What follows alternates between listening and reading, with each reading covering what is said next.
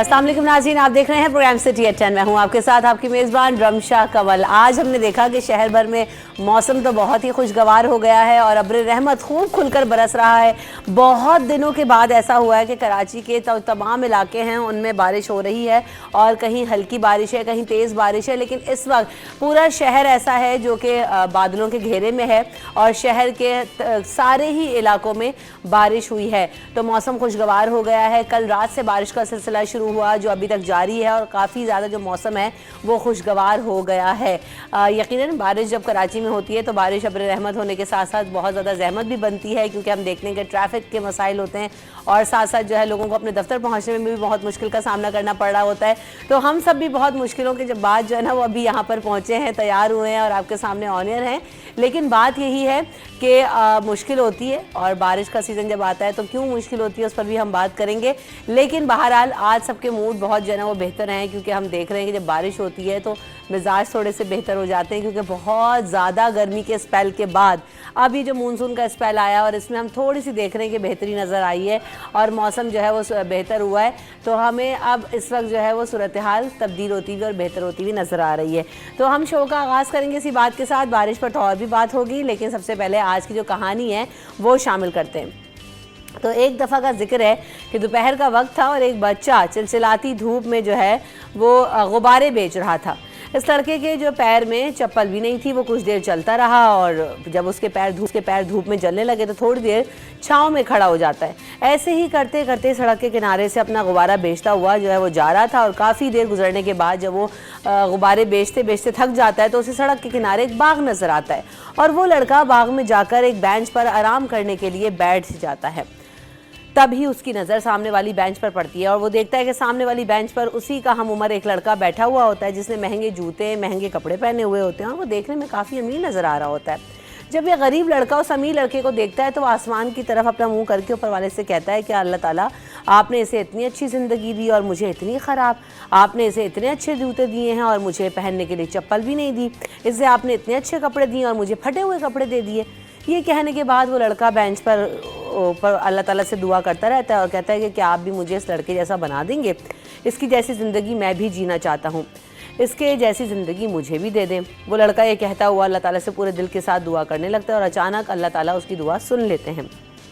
जैसे ही वो आंखें खोलता है तो उसने देखता है कि अब उस अमीर लड़के के जिस्म में मौजूद जो है वो खुद होता है। ये देखकर वो बहुत खुश होता है कि उसने नए कपड़े पहने हुए, नए जूते पहने हुए। फिर जब वो उसे बेंच जो है से नीचे उतरने की कोशिश की तो उसने महसूस किया कि उसके पैर हिल नहीं रहे।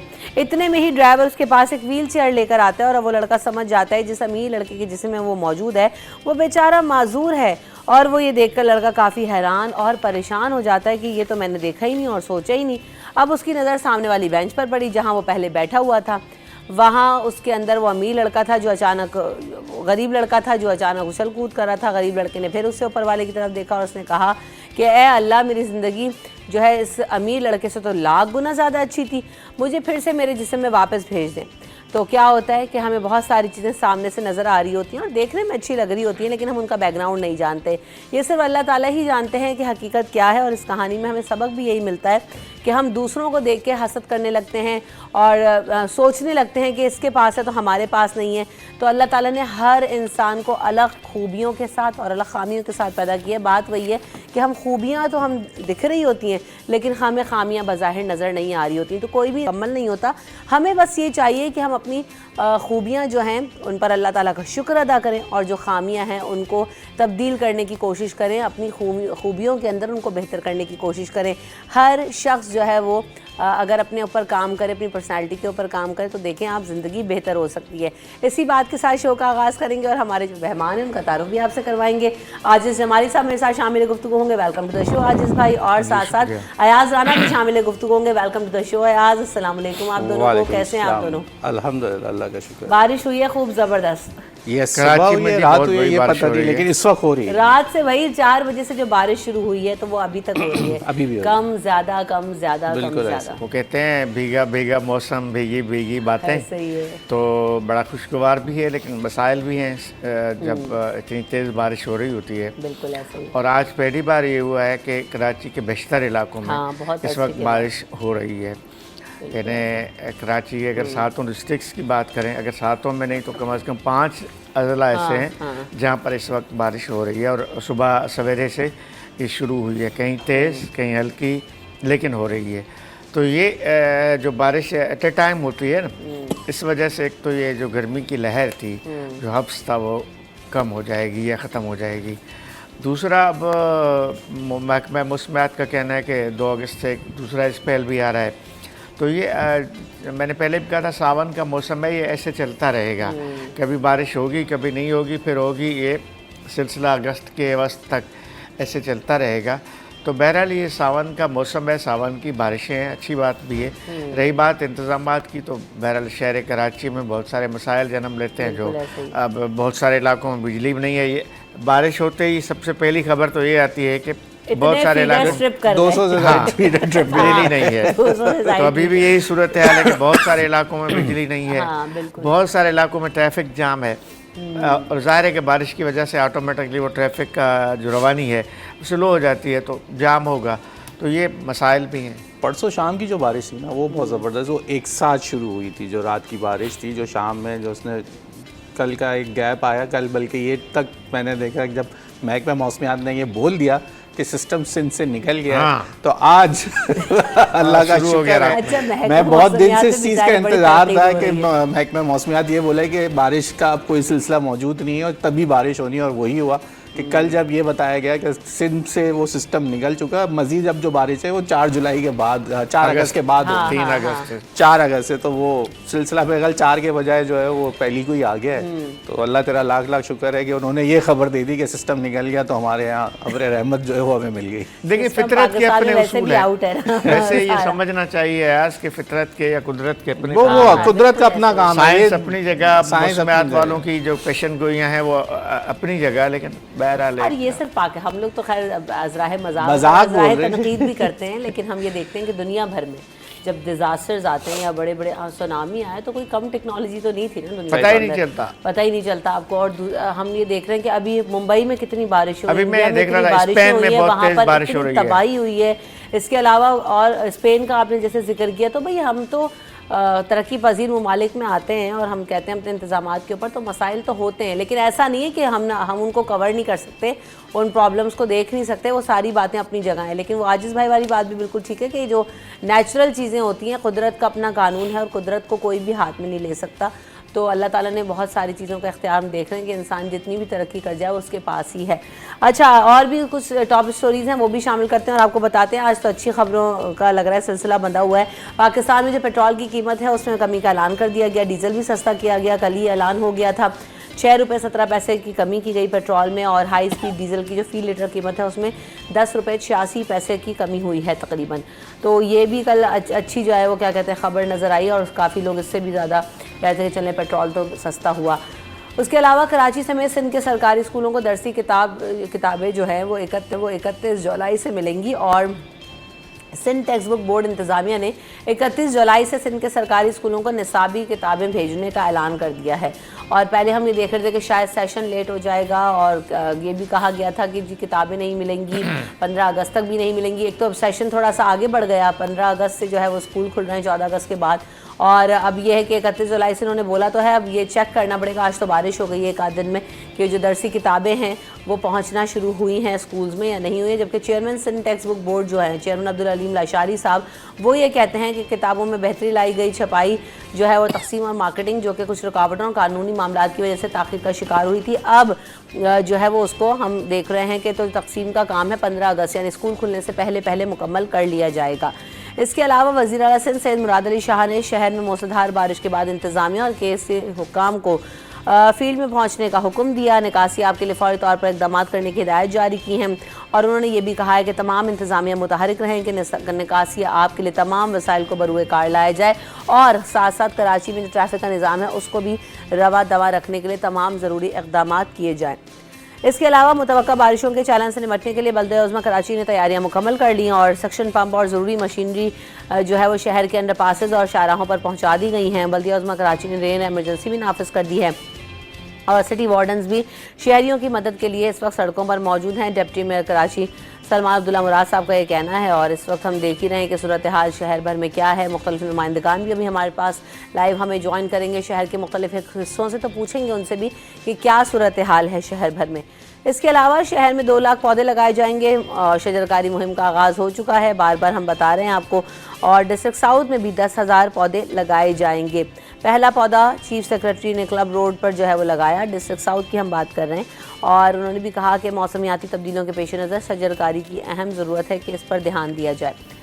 इसके अलावा होलसेल ग्रोसर्स की हड़ताल में ब्रेक थ्रू हुआ और जो एसोसिएशन है जोड़िया बाज़ार ट्रेडर्स एसोसिएशन, उन्होंने हड़ताल ख़त्म कर दी। तो आज से जो मसाला जात की और जो होलसेल मार्केट थी वो खुल जाएगी। विद होल्डिंग टैक्स से मसाला जात सिर्फ 5 रुपये तक महंगे होंगे, ताजिर ने ये कहा है। और उन्होंने कहा है कि ये अगर वापस ले लिया जाए, और उन्होंने हड़ताल इसी बात पर ख़त्म कर दी। इसके अलावा PTCL ने इंटरनेट सर्विस हमने देखा कि फिर मुतासर हुई। कल मुख्तलिफ शहरों में मुख्तलिफ इलाकों में इंटरनेट जो है वो काफ़ी ज़्यादा डिस्टर्ब रहा। और हमने देखा कि जो डाटा की बंदिश था, जो हमारे मोबाइल सारिफिन हैं उनको भी उसका सामना करना पड़ा। वाईफाई को भी प्रॉब्लम हो रही थी, ये भी हमने देखा। इसके अलावा LPG की कीमतों में इजाफा हुआ है। उग्रा ने नोटिफिकेशन जारी कर दिया और 2 रुपये 27 पैसे का इजाफा LPG की फ़ी किलो सरकारी कीमत में कर दिया गया है। तो एक तरफ LPG महंगी हुई, पेट्रोल सस्ता हुआ, आवाम के लिए थोड़ा रिलीफ मिलता हुआ नज़र आ रहा है। लेकिन वही वाली बात कि कब मुंतकिल होगा, ये एक सवालिया निशान है। भाई पेट्रोलियम रेट तो इंटरनेशनली कम हुए हैं, पूरी दुनिया में इसके रेट डाउन होते हैं, तो हमारे यहाँ भी डाउन होते हैं। 7 रुपये के लगभग पेट्रोल और 11 रुपये के लगभग डीज़ल के रेट कम हुए हैं। तो इस पे पहले भी हम बात करते रहे हैं ऐसी प्रोग्राम में। बात है कि ये रिलीफ़ जो मिलता है वो रिलीफ़ आवाम तक जाना चाहिए, ये सबसे अहम बात होती है। हुकूमत तो अपना फ़र्ज़ निभाती है, लेकिन मेकैनिज़म जो है, जो इंतज़ामी मशीनरी जो है, उसका जो मेकैनिज़म है वो ऐसा नहीं है कि इस रिलीफ़ का आवाम को फ़ायदा मिले। पर रेट अगर बढ़ते हैं तो किराए बढ़ जाते हैं, यानी उसका भी कोई मैकेनिज़्म नहीं है। लेकिन रेट जब कम होते हैं तो किराए कम नहीं होते। यानी होना तो ये चाहिए कि ये मैकेनिज़्म जो पेट्रोलियम का है वो नीचे अवाम तक भी ऐसा ही हो। यानी जो अशियाए खुर्द-ओ-नोश की कीमतें, पेट्रोलियम अगर 10 रुपये 8 रुपये बढ़ती है कीमत, तो 8-10 रुपये चीज़ें बढ़ जाती हैं। अगर पेट्रोलियम 8-10 रुपये कम होती है तो वो उन चीज़ों के रेट्स भी कम होने चाहिए ना, ये नहीं होता। आपने कहा कि हुकूमत अपनी जिम्मेदारी पूरी करती है, लेकिन सिस्टम, भाई सिस्टम बना कौन रहा है? जिस भाई हुकूमत ही बना रही है। मसला ये है कि हमारी यहाँ हुकूमत जो है ना, ये चाहे किराए हों चाहे दूध की कीमत हो, कुछ भी रेगुलेट कराने में नाकाम है। तो ये एक बड़ा सवाल निशान है कि हमारे यहाँ उसका जो आउटकम है या जो हमें रिजल्ट्स नज़र आने चाहिए यास, वो नज़र नहीं आते।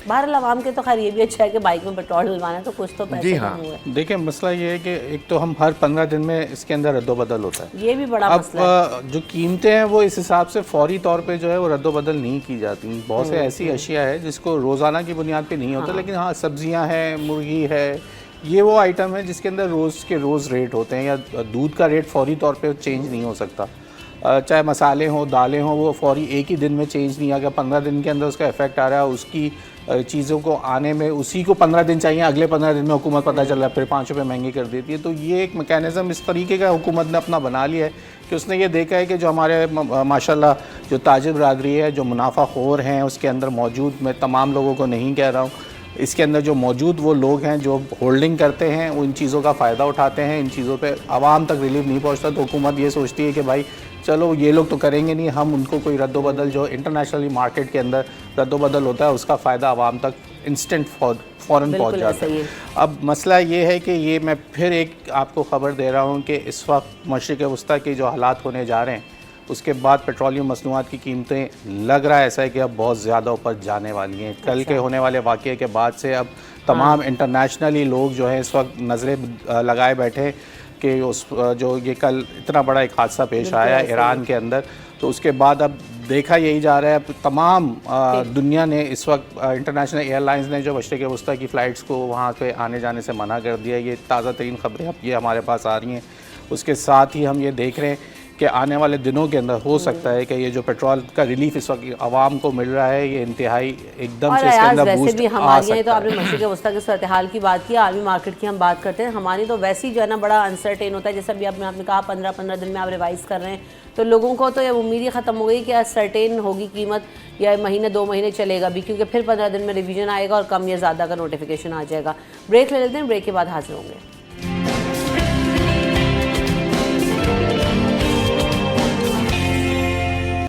Welcome back in city at 10। तो जनाब मौसम की बात फिर एक दफ़ा करेंगे, क्योंकि मौसम आज काफ़ी ज़्यादा सुहाना है। इस वक्त शहर में क्या सूरत हाल है और कैसे कैसे जो है इलाकों में क्या क्या हो रहा है, इस हवाले से बात भी करेंगे। हमारी नुमाइंदा आयमा खान भी हमारे साथ मौजूद होंगे, जो कि हमें शहर के मुख्तलिफ जो इलाकों में क्या सूरत हाल रही, कितनी बारिश हुई, इस हवाले से जो है वो हमें बताएंगी। लेकिन अयाज ओवरऑल आपकी तरफ क्या सिचुएशन रही अभी, क्योंकि हमने देखा कि ट्रैफिक की रवानी बहुत मुतासर हो जाती है। देखिए बारिश इतनी हुई है कि वो ट्रैफिक की रवानी को मुतासर कर रही है। इतना पानी खड़ा हो गया है सड़कों पे कि ताकि जो गाड़ी वाले हैं वो स्लो चलाते हैं, क्योंकि बराबर में आपके बाइक वाला जा रहा होता है तो वो चीटे और फिर वो एक लोग गुजरते हुए यूं भाई के इतनी जल्दी ऑफिस टाइमिंग है, तो इस वक्त प्रेशर ट्रैफिक का बन चुका है, क्योंकि इतना पानी खड़ा है कि अगर आप गाड़ी के अंदर तेज़ चलाएं तो वो पानी उड़ रहा है लोगों के ऊपर, जाने की चीटें उड़ने की कच्चे की वजह से लोग गाड़ी स्लो चला रहे हैं और बारिश हो रही है, टिप टिप टिप टिप चल रही है, लेकिन बारिश है और पानी जहाँ ऐसी जगह जो कि सड़कों पे जहाँ स्लोप है, उसके बाद पुलों के सामने ज़्यादा पानी खड़ा हो चुका है क्योंकि स्लोप की वजह से वहाँ जमा हो रहा है। और जो मेरा इलाका है वहाँ पे तकरीबन अच्छा खासा पानी अब और गड्ढे इतने ना हमारी तो सड़कों तो के ऊपर के उनके गड्ढों के अंदर पानी भर जाता है, फिर वो जाना। आजिज़ भाई हम लोग भी जहाँ से आते हैं बड़े मुश्किल से जाना, वो आज पहुँचे मंदिर में भी हमने देखा कि खूब तेज़ बारिश हुई। जी हाँ। और खूब पानी जो है वो जमा हो चुका है। जब ज़्यादा बारिश होती है तो ज़्यादा पानी आता है। अच्छा मुझे बड़ा अफसोस हुआ आजिज़ भाई एक दफ़ा फिर ये बात देख के कि जो मलीर का नाला है जो लियाकत मार्केट से पूरा गुजरा है, वो बैठ उस पर मैंने कई शोज़ किए हैं 2 साल 2.5 साल पहले भी, यही सूरत हाल उस बारिश में तब भी थी, आज भी वही सूरत है। वो पानी उसमें भरता जा रहा है और अब कचरा भी थोड़ी देर में अगर और बारिश हुई 1-1.5 घंटा तो वो सारा ओवरफ्लो होगा ज़माने भर का और बाहर आ जाएगा सब, और बाजार के अंदर होगा वो सब। अभी कोई 1 घंटा कबल जब हम मलीर से निकले तो बड़ी तेज़ बारिश हो रही थी, मलीर कायदाबाद फिर कोरंगी का कुछ हिस्सा, लेकिन कोरंगी का ये जो हिस्सा है जहाँ इस वक्त हम मौजूद हैं, ब्रुक्स चौरंगी या जो इसके इर्द गिर्द के इलाके वहाँ कम है बारिश, लेकिन मलीर में बहुत ज़्यादा बारिश थी। रही बात आपने जो कही, देखें एक नाले को हम अगर एग्जाम्पल लेके दूसरे नालों की बात करें, मजमूई तौर पे नालों की सूरत हाल अच्छी नहीं है। गुज़श्ता बरस जब सफाई हुई थी तो उसके बाद फिर सफाई नहीं हुई है, जिस वजह से लोग, चूँकि मैं एक बात क्लियर कर दूं कि लोग खुद भी नालों में कचरा डालते हैं। उस नालों के इर्द गिर्द जितनी भी आबादी है वो अपना कचरा बाहर नहीं फेंकते, नालों में डाल देते हैं, प्लास्टिक की थैलियाँ और बाकी बहुत सारी चीज़ें। तो ज़ाहिर है कि ये पूरा साल जब ये सिलसिला जारी रहता है, इवन मैंने देखा है कि ये जो छोटी छोटी गाड़ियाँ कचरा उठाने वाली हैं वो भी कचरा जो है नालों में फेंकती हैं। तो ये सूरत हाल अगर ये पूरा साल रहेगी तो गवर्नमेंट ने जो करोड़ों रुपए खर्च किए, अब महमूदाबाद नाला देखें करोड़ों रुपए उस पर खर्च हुए, कचरा भरा हुआ उसमें, फिर भी कचरा भरा हुआ है। तो ये सूरत हाल तो अफसोसनाक है। इसमें बहरहाल हम एक ज़िम्मेदार कौम भी नहीं है। एक अहम बात ये भी है, हुकूमती मशीनरी अपनी जगह पे, लेकिन कदरे बेहतर है। आज जैसे बारिश हो रही है ना, नालों के इर्द गिर्द आज पानी नहीं है, तो अब खुदा करे कि ऐसी सूरत हाल रहे, कम से कम नाले जो हैं ओवरफ्लो ना हो। अगर नाले ओवरफ्लो नहीं होते तो मसला नहीं है, फिर ये बारिश का पानी जो है वो निकल जाता है, लेकिन नाले जब ओवरफ्लो होते हैं फिर शहरों पर पानी आता है। बिल्कुल ऐसा ही है। आयमा खान से अपडेट लेते हैं, वो इस वक्त फील्ड में मौजूद है, उनसे जानते हैं कि इस वक्त बारिश हो रही है, रुक गई है, क्या सूरत हाल है और किन इलाकों में कितनी बारिश हुई। जी आयमा, हमें अपडेट कीजिएगा इस बारे में। जी रमशा, देखिए बारिश का सिलसिला जो है वो कल रात से ही जो है वो जारी है और शहर के मुख्तलिफ इलाकों में कहीं पे हम देख रहे थे कि कहीं पे मूसलाधार बारिश हुई है तो कहीं पे जो है वो तेज़ बारिश हुई है। इसके अलावा जो है वो कहीं पे हल्की बारिश के साथ बूंदाबांदी भी मुख्तलिफ इलाकों में होती रही है। कल रात से ये सिलसिला जारी है और आज सुबह तो जो है वो शहर कराची में जो है वो जल थल एक हो गया और शहर में जो है वो मौसम खासा खुशगवार हो चुका है बारिश के बाद। इसी के साथ ही साथ जो है वो समंदरी हवाएं भी बहाल हैं, अच्छी हवाएं चल रही हैं, ठंडी ठंडी हवाएं हैं, ठंडा मौसम हो चुका है। जो एक हफ्स का जोर था, हम देख रहे थे कि पिछले मानसून के जितने स्पेल थे उनमें जो है वो हब्स बारिश के बाद भी हब्स जो है वो कम नहीं हो रहा था। लेकिन इस वक्त हम देख रहे हैं कि आज कल रात से जो होने वाली बारिश है, जो कि इस वक्त मुख्तलिफ इलाकों में जो है वो थम चुकी है, लेकिन अभी भी जो है वो कहीं कहीं पे बूंदाबांदी और जो है वो रिमझिम हो रही है। लेकिन जो समंदरी हवाएं हैं वो बहाल हो गई हैं, उनके बायस जो है वो मौसम खासा शहर कायद का खुशगवार हो चुका है। बारिश के हवाले से अगर मजीद बात करें तो बारिश तो होती है, और वही बात है कि जब ज़्यादा बारिश होती है तो ज़्यादा पानी आता है। तो हमने देखा कि अभी इस दौरान जो है वो ज़्यादा बारिश हुई है, और इसकी वजह से जो है वो सड़कों पर काफ़ी ज़्यादा पानी जो है वो जमा हो गया है, जिसकी वजह से बिलखसूस जो दफ्तर जाने वाले अफराद हैं उनको बहुत ज़्यादा परेशानी का सामना करना पड़ा है। अब महकमा मौसमियात क्या कह रहा है, इसके प्रेडिक्शंस अभी क्या है? ये गोया आज वाली प्रेडिक्शन से बड़ी गलत साबित हुई। कल कहा गया था बारिश नहीं होगी, बारिश हो गई, लेकिन इस वक्त क्या प्रेडिक्शंस की गई हैं कि आगे ये स्पेल कंटिन्यू रहेगा, आज मजीद बारिश होगी नहीं होगी, क्या बता रहा है इस वक्त महकमा मौसमियात? रमशा देखिए, महकमा मौसमियात की जानिब से जो है वो ये प्रेडिक्शन की गई थी कि आज भी जो है वो शहर में कहीं हल्की बारिश और बूंदाबांदी का इम्कान है, लेकिन जो है वो इतनी तेज़ बारिश की प्रेडिक्शन नहीं की गई थी। और इस वक्त जो महकमा मौसमियात की जानिब से बताया जा रहा है वो ये कहा जा रहा है कि वक्फे वक्फे से आज दिन भर जो है वो बारिश का सिलसिला इसी तरीके से जारी रहेगा। कहीं पर जो है वो तेज़ बारिश होगी तो कहीं पर जो है वो हल्की बारिश होगी। जी सही, कहीं पे तेज़ बारिश हो सकती है, कहीं पे हल्की बारिश हो सकती है। बात वही है कि एहतियात करें, अगर आप गैर ज़रूरी तौर पे घर से बाहर निकल रहे हैं तो ना निकलें, परेशानी का आपको सामना करना पड़ सकता है। आयमा खान, आपने हमें अपडेट किया, आपका बहुत शुक्रिया। और यही वाली बात है कि हम कराची वाले तो खैर नहीं थे कि इतनी तेज़ बारिश होगी, क्योंकि प्रेडिक्शंस भी नहीं थी, लेकिन बहरहाल जब भी आप अपने घरों से निकलें तो एहतियात करें और ख़याल करें, क्योंकि बिजली के तारों के वाक़यात भी बहुत ज़्यादा हमारे यहाँ होते हैं। तार टूटने के वाक़यात, पानी खड़े होने के वाक़यात, पिछले साल भी हमने देखा था कि कई लोग करंट लगने से अयास वो जाँ बहक हो गए थे। तो ऐसे में बच्चों को घरों से बिला ज़रूरत आप अगर निकल भी रहे हैं बच्चे तो उनको अपनी निगरानी में रखें, बड़े भी ख़ास तौर पर एहतियात करें। कितने बुरे बुरे वाक़यात लास्ट टाइम। इसके अंदर एक सबसे अहम वजह मैं अगर बता दूं तो ये जो केबल वालों के जो बाहर और इंटरनेट वालों के जो लोकल सिस्टम चल रहा होता है, उनकी तारें भी जो थी वो बड़ी बारीक तारों के साथ वो करंट अपनी जो है वो दे रहे होते हैं चीज़ों को। पोल्स के ऊपर उनकी चीज़ें जो है वो डिवाइसेस लगी होती हैं, जिसकी वजह से उनकी तारें टूटती हैं और लोग समझते हैं कि जी के इलेक्ट्रिक की वजह से ये पोल्स में करंट आ रहा होता है। तो ये एहतियात ज़रूर करें, ख़ास करके जहां आपको लग रहा हो कि नहीं जी ये तो इंटरनेट और केबल की वायर जा रही है, लेकिन उसकी जो डिवाइस है उसको बग़ैर करंट दिए वो नहीं चल रही होती। तो अपने इलाकों के अंदर ख़ास कर उनसे भी ज़रा एहतियात करें, क्योंकि वो तारें टूट के वो पोल पे चिपक जाती है, वो दीवार पे चिपक जाती है, वो पानी के करंट में आके गिर जाती है जहाँ पानी जमा होता है। तो बहुत ज़्यादा एहतियात करने की शहरियों को ज़रूरत है। हाँ कि इलेक्ट्रिक भी अपनी की वजह से भी बहुत सारी अमवात हुई हैं, लेकिन दूसरी एक अहम वजह ये भी बनती है, तो लोगों को ज़रा इस चीज़ का भी ख्याल रखें कि जो गुंजान आबादी वाले इलाकों में जहाँ तारों के हमने देखे बहुत ज़्यादा गुच्छे मौजूद होते हैं, और वहाँ उस पर ज़रा वो एहतियात से शहरी जो हैं अपनी जान की खुद हिफाजत करें। और जहाँ लगे उनको कि इस तरीके का कोई ऐसा एलिमेंट उनको नज़र आ रहा है कि तार टूटी हुई है या ये ऐसी टीवी केबल की तार है तो इसमें करंट नहीं होगा, तो थोड़ा एहतियात करनी अपने लिए भी ज़रूरी होगी। बिल्कुल ऐसा ही है। अभी इंटरनेट का आपने जिक्र किया तो मुझे वो भी खबर है कि कल इंटरनेट सर्विस बड़ी बंद रही और बड़ा प्रॉब्लम हुआ। अच्छा, स्लो हो गई तो समझ में नहीं आया, फिर बंद हो गई, फिर चल गई, बड़ा और कल बड़ी ट्रोलिंग हुई है कल हुकूमत के ऊपर, हमने देखा कि इस पे एक तो के इलेक्ट्रिक ने एक गाइडेंस जारी की है ख़ास तौर पे तारों के हवाले से। अच्छा। आज सुबह ही, जिसमें वो कहते हैं कि ख़ास तौर पे आपके घरों में जो मोटर्स चल रहे होते हैं पानी के, उसकी वायरिंग चेंज करते वक्त एहतियात करें। स्विचेस जो आप चेंज करते हैं उसका एहतियात करें उस वक्त, और जहाँ कुंडा सिस्टम है वहाँ पे एहतियात करें, कुंडे यूज़ ना करें। सही बात है। और बहुत सारे इन्होंने घरों के छतों पे ख़ास तौर बाज़ औक़ात लोगों ने लाइट्स वगैरह लगाई हुई हैं, तो जब बारिश का पानी आता है तो उनमें करंट आ जाता है। तो उन्होंने कहा है कि छतों पे जाने से भी एहतियात करें, और वहाँ अगर कोई लाइट की ऐसी चीज़ है।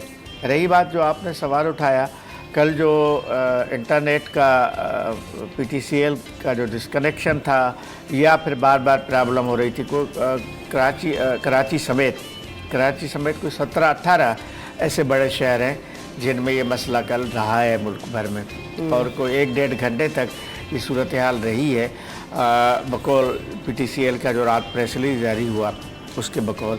लेकिन ये हम देख रहे हैं कि आया ये वाकई कोई टेक्निकल फॉल्ट था या आजकल वो जो आपने बात की, फायरवॉल भी तो टेस्ट हो रही है ना। वाकई ये था या कोई पॉलिटिकल अनासर कोई इसमें इशू था। बाज़ औक़ात ऐसे भी होता है कि इंटरनेट स्लो हो जाता है।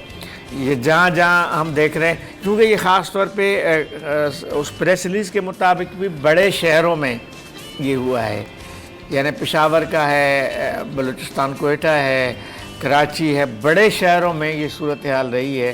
तो अब वला आलम की ये सूरत हाल रही है या की गई है, ये अक्सर अब ऐसा भी हो रहा है कि कहीं हम देख रहे हैं कोई पॉलिटिकल अगर कोई मूवमेंट हो रही है, हुकूमत के ख़िलाफ़ कोई कैंपेन चल रही होती है, तो वहाँ इंटरनेट स्लो हो जाता है। देखिए 1 से 5 तक का जो ये अगस्त का महीना है, इसके अंदर बहुत सारे एहतजाज हैं। हम धरने देख रहे हैं, आज धरने की भी कॉल है, जैसे जमात इस्लामी है, तमाम सियासी जमातें पूरे मुल्क के अंदर इस वक्त गवादर की सूरत हाल भी हमारे सामने है, हमारे कुरम एजेंसी के अंदर की भी हालात जो है हमारे सामने है। तो उसको देखते हुए साथ ही हुकूमत ने फायरवॉल वाला जो एक तजर्बा करने जा रही है या वो कर रही है, बहुत सारे एलिमेंट्स इसके अंदर मौजूद हैं। हम ये नहीं कह रहे कि कोई वजह क्या होगी और सब अपनी अपनी प्रेस रिलीज जारी कर देते हैं, लेकिन वो 3-4 ये ऐसे इकदाम शहर में हम देख रहे हैं, जो जैसे आजिज़ भाई ने कहा कि यकीनन जब बड़े शहरों के अंदर यही होता है कि जब बड़ी कॉल्स आने का खदशा होता है, तो अब हुकूमत के पास सीधा एक आसान तरीका है कि एक स्विच बंद कर दो, वैसे ही तमाम लोगों का राब्ता आपस में जो है वो मुनक़ता हो जाएगा। तो हुकूमत इस तरह के भी फ़ैसले करी। मैं लोगों को एक और आगाही दे दूं कि अगर जो ये काम कर रहे हैं, ख़ासकर जो कि रूमर्स फैला रहे हैं, यानी कि जो बेकार की ख़बरें हैं, जो हुकूमत मुखालिफ ऐसे मवाद जो सोशल मीडिया पे डाला जा रहा है, कहीं ये ना हो कि हम इस चीज़ से महरूम हो जाएं।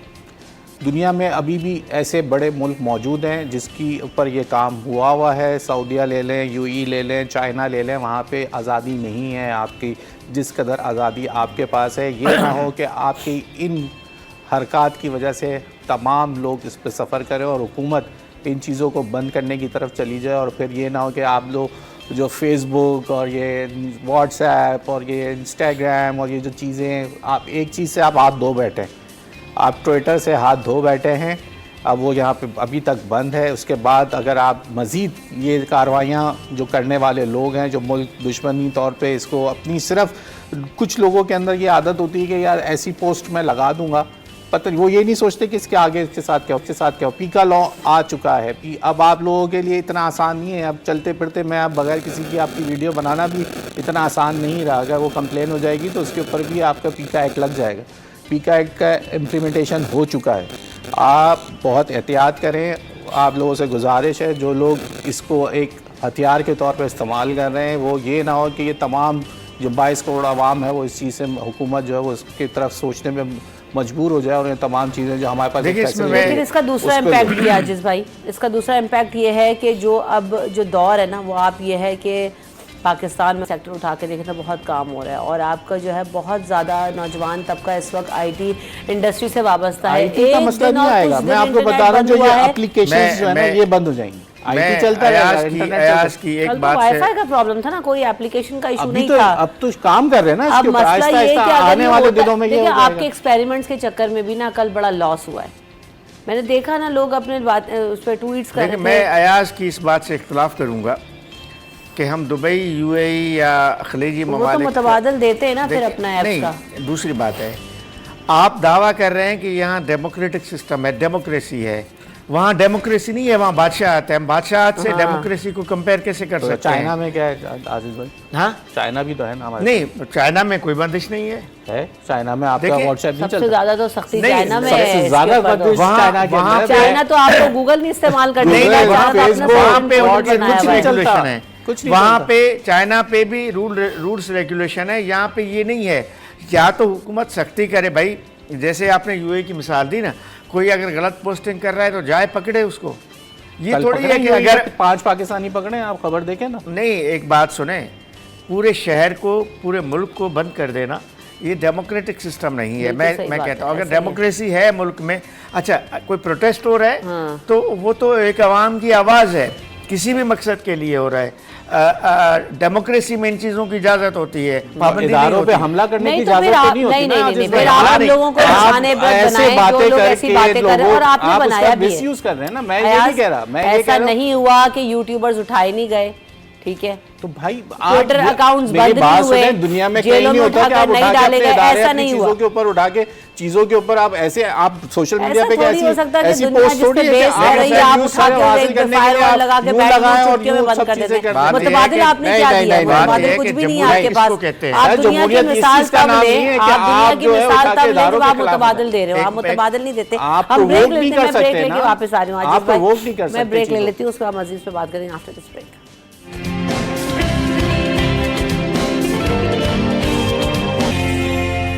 Welcome back in the show. हम बात कर रहे हैं कि एक और खबर कल ये भी थी, होलसेल ग्रोसर्स ने जो अपनी हड़ताल ख़त्म कर दिया है आज।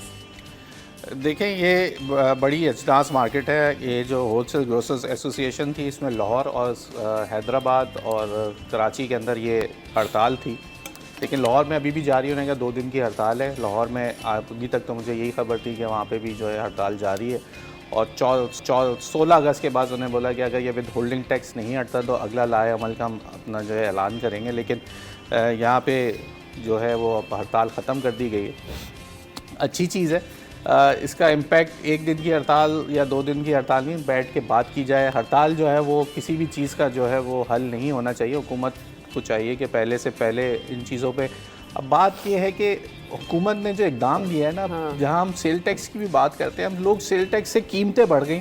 अब हुकूमत के पास ये ऐसा कोई मैकेनिज़्म मौजूद नहीं है कि वो जो दुकानदार सेल टैक्स के ऊपर चीज़ें जमा कर रहा है उसको टैक्स पेयर ही नहीं है, तो वो आपके उसके अंदर कैसे जमा कराएगा सेल टैक्स? आप उसकी कमाई के ऊपर, ये बात हम अक्सर बहस हो जाती है हमारे न्यूज़ रूम के अंदर भी कि कमाई के ऊपर टैक्स होना चाहिए। लेकिन बात ये कि अब उन्होंने जो है ख़ास कर डिस्ट्रीब्यूटर्स जो हैं उनको सख्ती से तंबीह की है कि आप विद होल्डिंग टैक्स जो या सेल टैक्स हो या इन तमाम चीज़ों के लिए NTN नंबर या अपना टैक्स रिटर्न के जो नंबर्स होते हैं वो उनसे दुकानदार से जो है वो उससे तलब करें, वरना आप उसके ऊपर नॉन फाइलर के ऊपर जो उसके ऊपर उन्होंने एक अलग शरह रखी, या तो 5% के ऊपर देंगे वो लगा के, वरना वो 2.5 से 3% ऊपर कीमतें।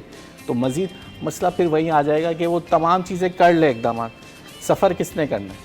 आवाम ने, शहरियों ने, जो वो ख़रीदारों ने, सार्फिन ने। वो कीमतें उनके लिए बढ़ रही हैं। हुकूमत के पास जल्दी में करते हैं वो फ़ैसले कि फ़ौरी तौर पे कोई फ़ैसला कर लें, IMF से हमें पैसे चाहिए, उनको दिखा दें कि हमने तमाम चीज़ों के ऊपर टैक्स लगा दिया, हमने टैक्स की शरह बढ़ा दी, तो वहाँ से हमें पैसे मिल जाएंगे। ठीक है। सिर्फ वजह ये है, हुकूमत दिखाना ये चाहती है कि भाई कि हमारे पास ये, हम आपसे कर्जा ले रहे हैं, इस मद में हम इतना पैसा जमा कर लेंगे और आपकी किस्तें उतार देंगे। सही। एक बार फिर शहर का रुख करते हैं और ट्रैफिक की क्या सूरत हाल है, सड़कों की क्या सूरत हाल है मौसम की वजह से।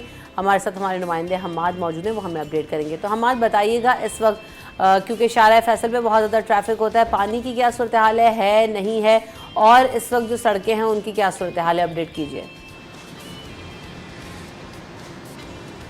आज देखिए, बिल्कुल कराची में जो है गुज़िश्ता रात से ही वक्फे से बारिश का सिलसिला जारी है, और सुबह से भी जो है कराची के मुख्तलिफ मकामात पर जो है वो बारिश जो है वक्फे से जो है हो रही है। मैं इस वक्त मौजूद हूँ शारा फैसल के मुकाम बलोच कॉलोनी पुल के नीचे, जहाँ पर हमने देखा कि सुबह के औकात में यहाँ पर तेज़ बारिश का सिलसिला जारी था। उस वक्त ट्रैफिक की रवानी में खलल तो पड़ा, लेकिन अब जो है बारिश रुक चुकी है, पानी भी यहाँ से जो है साफ़ हो चुका है, तो ट्रैफिक जो है अब अपनी जानिब रवा दवा है। ट्रैफिक की रवानी जो है वो यहाँ पर चल रही है। अगर बात की जाए शहर की कई ऐसी शाराएँ हैं जिनकी मैं बात करता हूँ, तो कयूमाबाद से जो काला पुल जाने वाली सड़क है, वहाँ पर जो है वो पानी खड़ा हुआ है, जिसकी वजह से गुजरने वाले जो शहरी हैं जो सुबह के औकात में दफातर जाते हैं, उनको परेशानी का सामना यकीनन करना पड़ रहा है, और चंद मिनटों का सफ़र जो है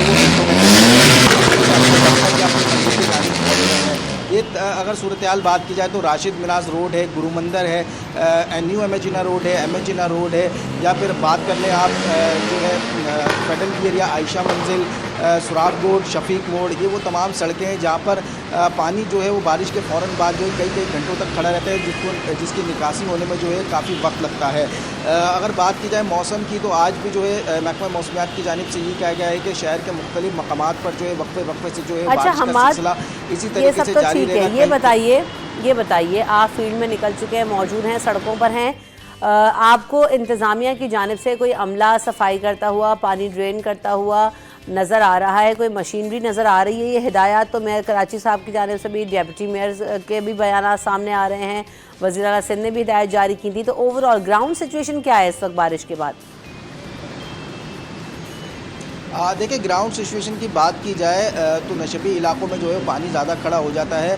अगर मैं बात करूँ कयूमाबाद की, जहाँ मैं इस वक्त सुबह मौजूद था, जहाँ से हमने लाइव वीड भी दी है, लेकिन वहाँ पर हमें ना तो कोई इंतज़ामिया नज़र आई, और अगर बात की जाए कल की 2 रोज़ में जो बारिश का सिलसिला कराची में हो रहा है, मुझे कोई इंतज़ामिया नहीं नज़र आई इन 2 रोज़ में। जहाँ से हमने जाके जो है रिपोर्टिंग की है या उस इलाकों की हमने सूरत हाल के हवाले से हमने आगाह किया है, तो हमें कोई इंतज़ामिया ऐसी नज़र नहीं आई कि वो वहाँ पर सफाई करती हुई नज़र आई या कोई मशीनरी उन्होंने यहाँ पर लगाई हो कि पानी की जो है फौरी तौर पर निकासी की जा सके। सही, बहुत शुक्रिया हमाद, आपने हमें अपडेट किया। आजिज़ भाई, तो अज़ली मसला है ये प्रेस रिलीजों से तो मैं तंग आ चुकी हूँ कि महकमा मौसमियात की प्रेस है और जो है वज़ीर आला सिंध साहब ने भी तो जारी करी। कहाँ है ये सब लोग? प्रेस रिलीज जारी करने का एक इदारा होता है हर जगह पे, और उनका ये काम है प्रेस रिलीज जारी करना। लेकिन बहरहाल कहीं कहीं मैं कल कवरेज करने गया था जो लियाकताबाद अंडरपास और नाज़िमाबाद अंडरपासेस हैं।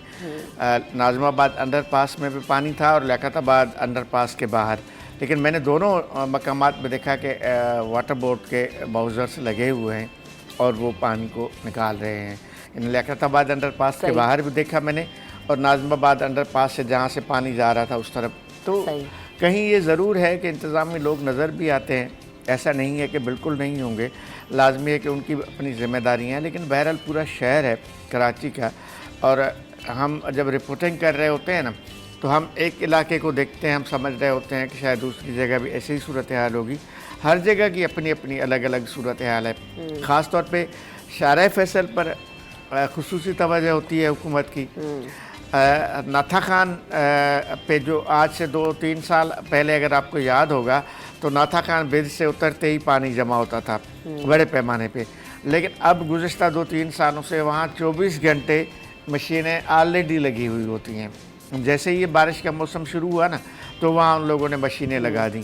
तो अगर पानी हो या ना हो, बारिश हो या ना हो, लेकिन वो मशीनें वहाँ मुस्तकिल बुनियादों पे लगी हुई है, सिर्फ इसलिए कि अगर पानी आएगा तो उसको निकाला जाएगा। तो ये कहीं कहीं इंतज़ामिया काम कर भी रही है, ऐसे बिल्कुल भी नहीं है कि नहीं कर रही, लेकिन जिसकी तवक्का अवाम करती है, हम लोग जिस लेवल पे तवक्का कर रहे हैं उस लेवल पे हमें नज़र नहीं आ रही इंतज़ामिया। और होना चाहिए, कराची के शहर पे डिप्टी मेयर और मेयर ये सारे लोग खुद भी फील्ड में निकले हुए, जैसे आपने बताया था कि वज़ीर आला सिंध ने भी अहकामात जारी किए। रात के ये प्रेस रिलीज़ आया था वज़ीर आला ने, और उन्होंने फ़ोन उठाया mayor, deputy mayor, water board के एमडी, इन सारे लोगों से उन्होंने बात की है।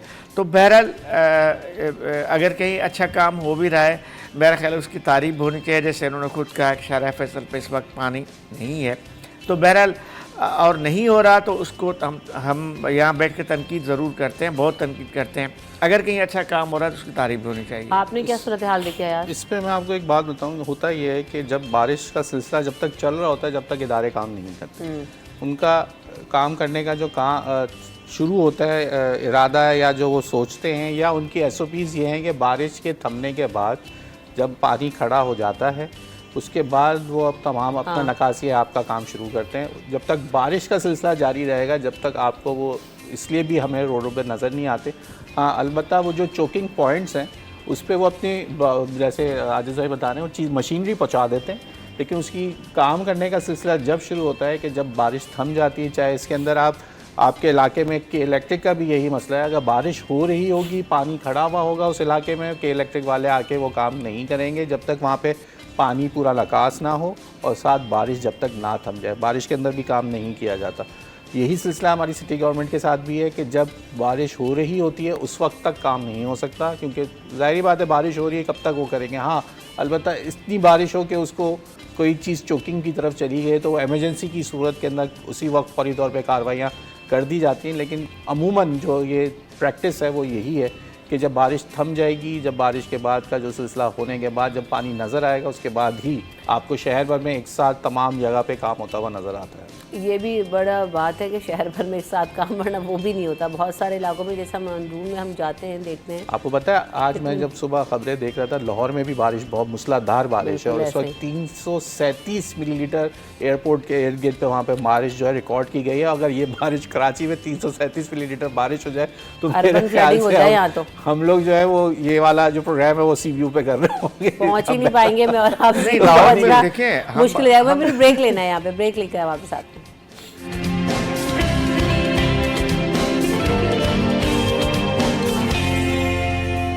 Welcome back in city at 10। शहर भर में शजरकारी मुहिम भी साथ साथ जारी है। तो बेस्ट मौसम है कि जिसमें ज़्यादा से ज़्यादा दरख्त लगाए जा सकते हैं आजिज़ भाई। और अभी साउथ में भी आगाज़ हो गया है, ईस्ट में भी आगाज़ हो गया, सब जगह हिदायत जारी कर दी गई है शहर भर में पौधे लगाए जाएँ। हाँ बिल्कुल, तमाम डिस्ट्रिक्ट में इस वक्त जो डिप्टी कमिश्नर्स हैं। लग कितने रहे हैं आजिज़ भाई? जी होता हुआ नज़र आ रहा है काम? नहीं, लेकिन मैं बता रहा था कि 7 डिप्टी कमिश्नर हैं, 7 पौधे तो लग जाएंगे ना। भी हर डिप्टी कमिश्नर, ये अच्छा था यार, हर डिप्टी कमिश्नर जो है कम अज़ कम, कल कमिश्नर साहब ने अपने दफ्तर के पास एक पौधा लगा दिया। वाह भाई वाह। इस तरह 7 डिप्टी कमिश्नर हैं, वो अपने अपने दफातर के करीब या बाहर पौधे लगा देंगे। एक AC भी लगा देगा, असिस्टेंट कमिश्नर भी लगा फिर देगा। असिस्टेंट कमिश्नर है, फिर मुख्तियार, फिर कराची में कोई 60-70 तहसीलें हैं तो कोई 60-70 100-150 पौधे तो लग ही जाएंगे ना कम अज़ कम। फिर सिर्फ लग जाएंगे, ये ज़हन में रखिएगा कि ये ज़रूरी नहीं है कि वो पौधा लगे, वो दरख्त भी बने। यहाँ सिर्फ लगाए जाते हैं। अभी आपने बताया 10,000 20,000, देखें कराची के शहर में 10,000 14 लाख का टारगेट है इस दफ़ा।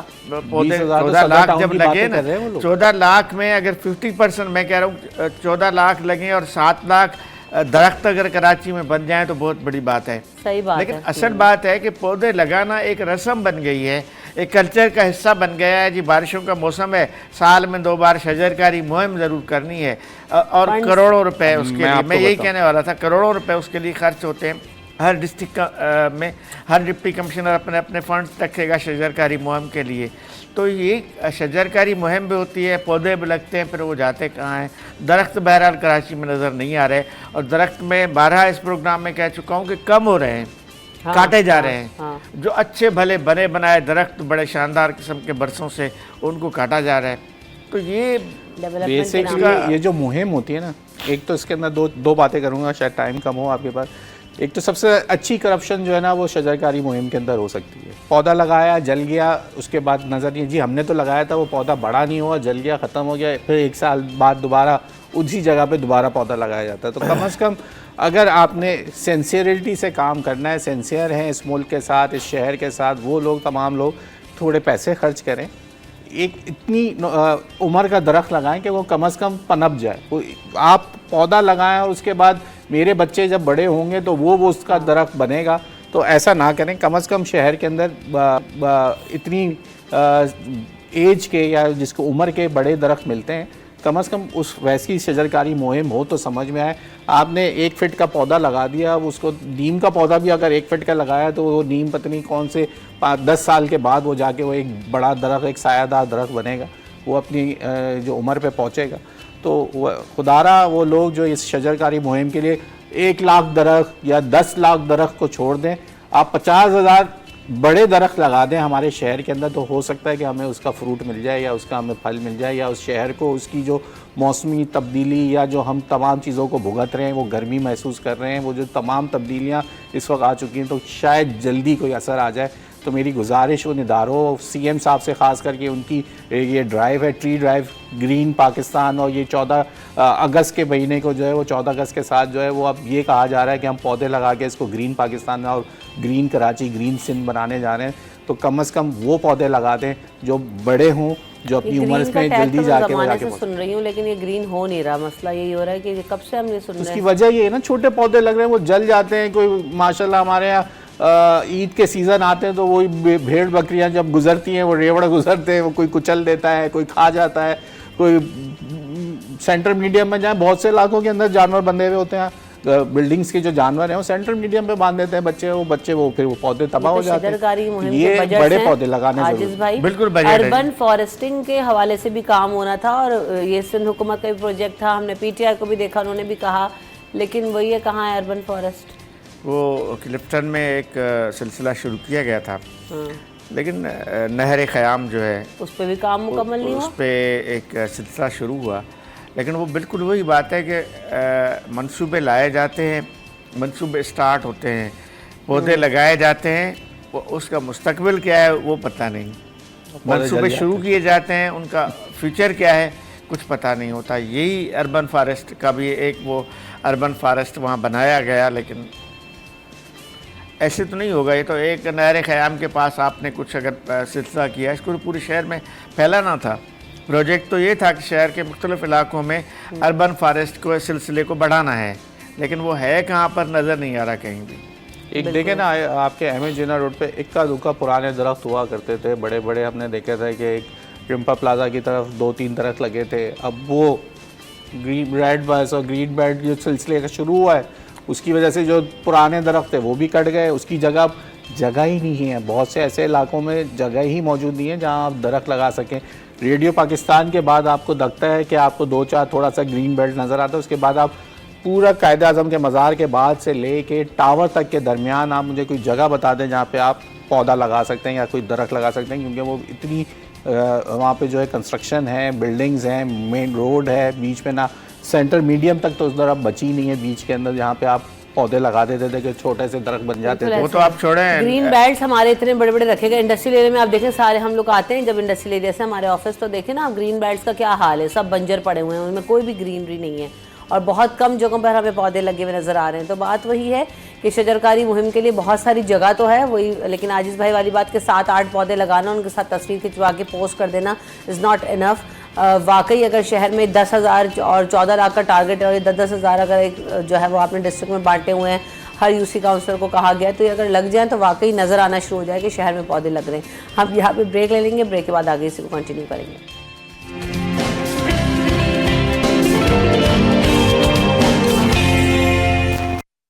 Welcome back in city at 10। तो आज हम देख रहे हैं कि इंटरनेशनली वर्ल्ड वाइड जो वेब है उसका डे मनाया जा रहा है, जाकि हम आम ज़बान में कहें तो www और फिर और सादा कर लें तो वेबसाइट्स पर जो है वो किस तरह से काम हो रहा है। क्योंकि हमने देखा कि अगर आज से कुछ सालों पहले पीछे चले जाएं तो हमने देखा कि जब ये वर्ल्ड वाइड वेब का कॉन्सेप्ट आया था, दुनिया बिल्कुल तब्दील हुई।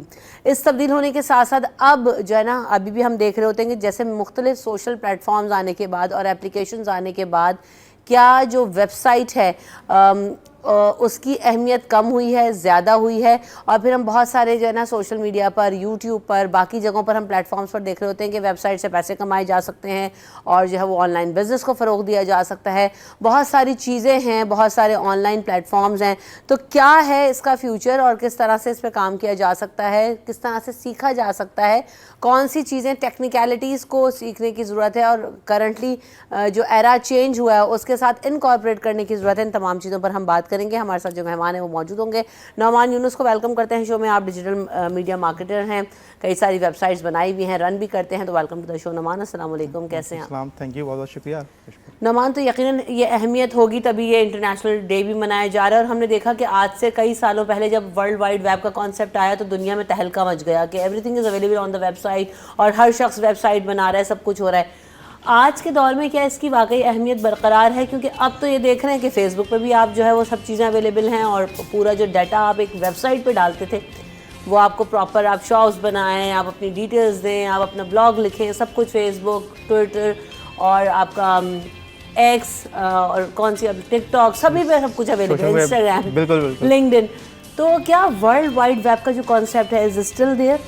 अच्छा, वर्ल्ड वाइड वेब डे मतलब वैसे तो बहुत पहले से मनाया जा रहा था और वेबसाइट बहुत पहले होती थी, लेकिन जब सोशल मीडिया आया तो सोशल मीडिया आने के बाद वेबसाइट्स की अहमियत और ज़्यादा बढ़ गई। बजाय इसके कि कम होती, उसकी वजह ये हुई कि बहुत सारे ऐसे यूज़र्स जो सोशल मीडिया की वजह से इंटरनेट के ऊपर आ गए। अब पहले ये होता था कि जिसको इंटरनेट का शौक़ है खाली वो वेबसाइट देखता था, गूगल कर लिया, कुछ सर्च कर लिया, बस वेबसाइट तक रहता था। लेकिन क्योंकि अब सोशल मीडिया आ गया है तो अब एक बंदा अगर फेसबुक पे है तो अपने दोस्तों को भी फेसबुक पे लेके आता है। इस तरह करते करते जब वो इंटरनेट की दुनिया में आ जाते हैं, सोशल मीडिया की दुनिया में आ जाते हैं, तो वेबसाइट्स के ऊपर भी आते हैं और वेबसाइट्स के ऊपर आते हैं तो जाहिर सी बात है इनकी सोशल मीडिया की ट्रैफिक भी बढ़ती है। तो असल में सीन ये है कि ये डिजिटल मीडिया या सोशल मीडिया जो है इसने इंटरनेट की दुनिया में तहलका मचाने में अहम किरदार अदा किया है।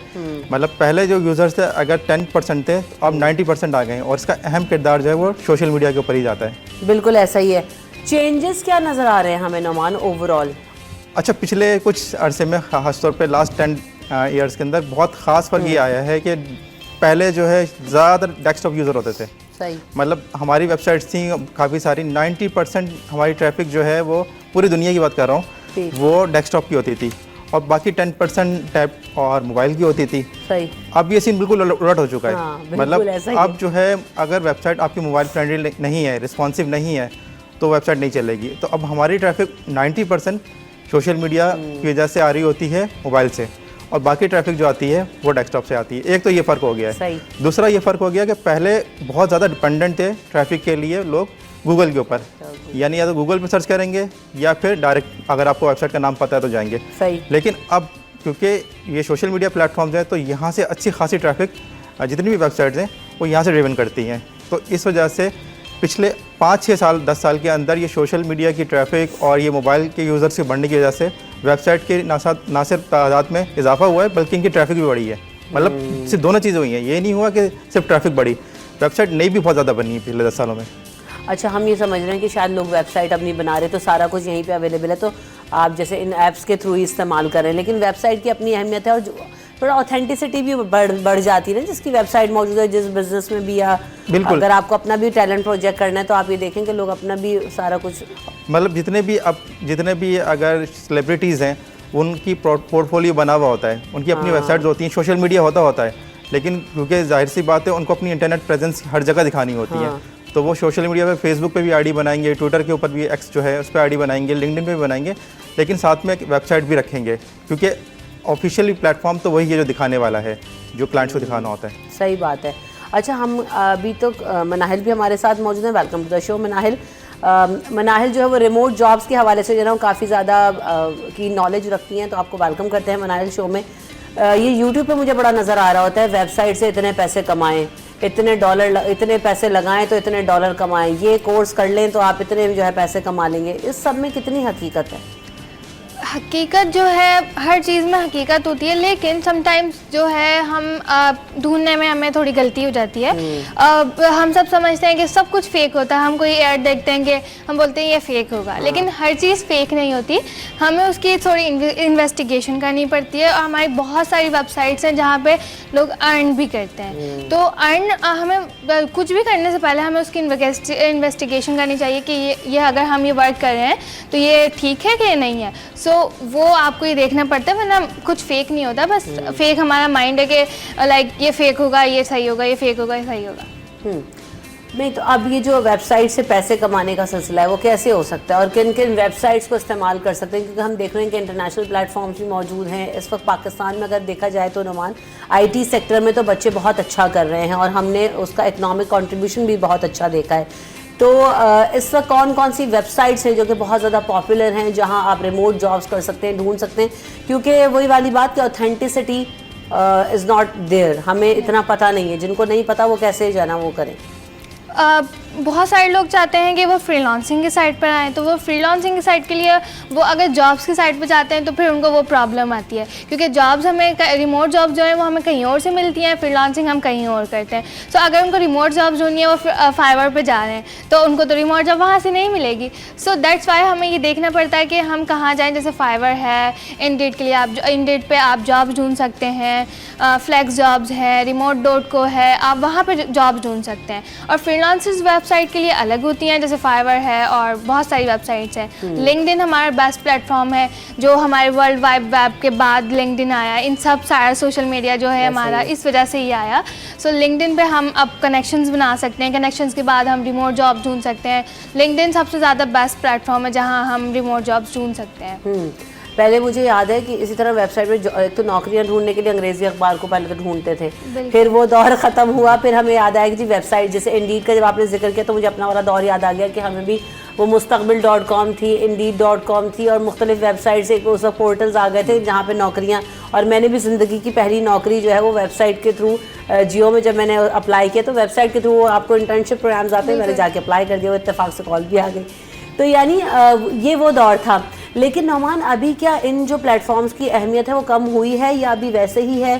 क्योंकि अभी जैसे लिंक्डइन का कहा कि बहुत जॉब्स मिल रही हैं, रिमोट जॉब्स आपको दुनिया भर से मिल रही हैं, तो क्या है इनका सिलसिला इस वक्त स्टैंडिंग? अच्छा, इसमें जो सोशल मीडिया वेबसाइट है जैसे लिंक्डइन वगैरह, ये अपनी जगह पर हैं, और जो प्लेटफॉर्म है जॉब्स के वो अपनी जगह पे हैं। जैसे फ्रीलांसिंग के इन्होंने बात की, फाइवर है, वो बहुत बड़ा प्लेटफॉर्म है फ्रीलांसिंग के लिए। इस तरह से अपवर्क है जो पूरी दुनिया में माना जाता है, और बाहर की अगर फ्रीलांसिंग जिसने करनी है वो अपवर्क के ऊपर जा रहा होता है। इसी तरह जॉब के लिए जो है वो इंडीड वगैरह और अलग अलग प्लेटफॉर्म है, हर कंट्री का अलग होता है, वहाँ चल रहे होते हैं।